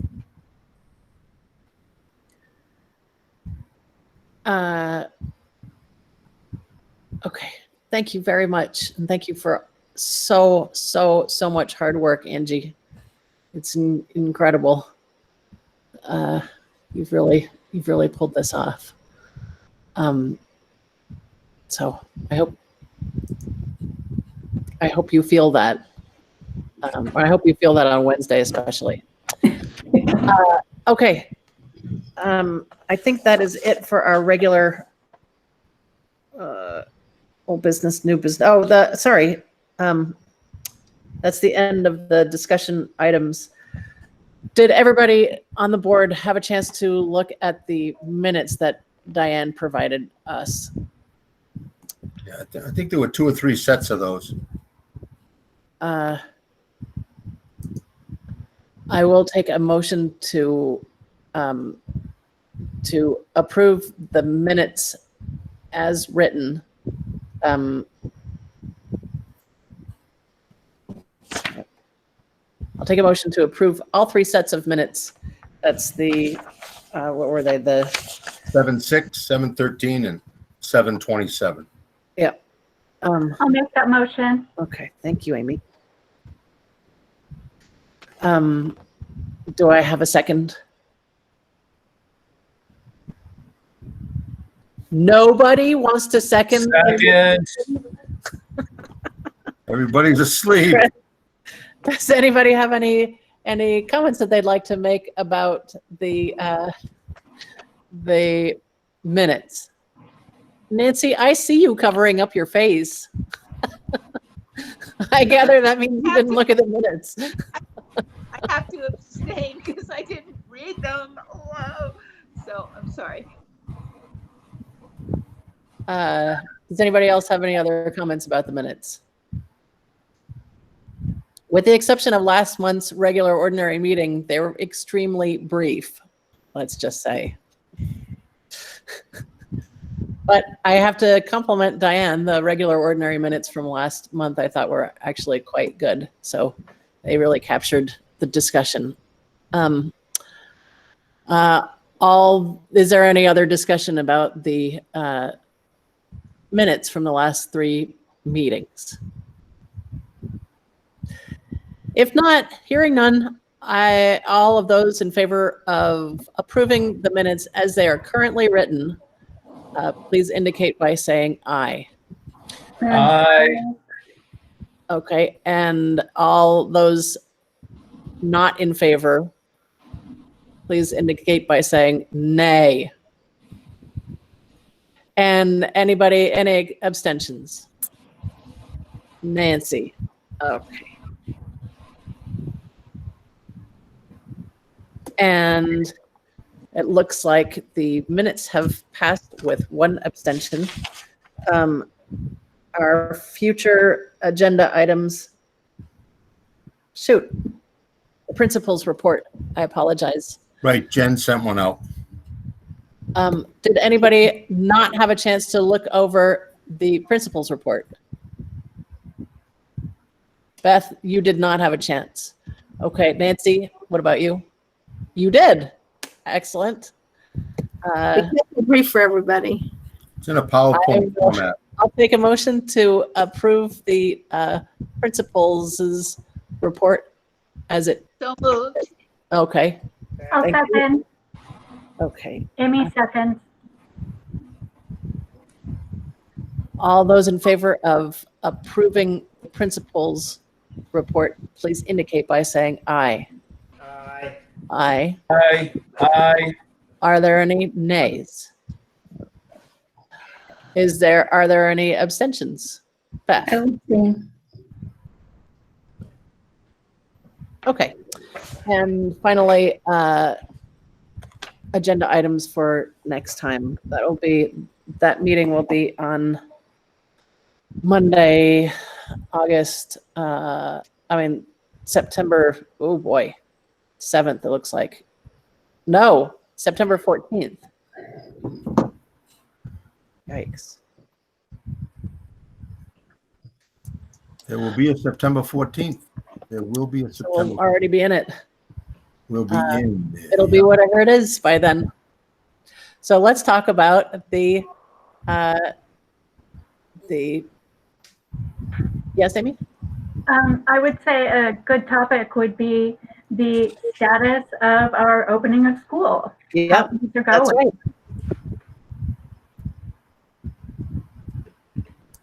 right. And sports. And let's see. Let's see. What else was it? I think we should also revisit with Ed that day, because by then Yeah. we have a better idea of whether we're getting any money from the state, what the state shortfall looks like, and whatnot.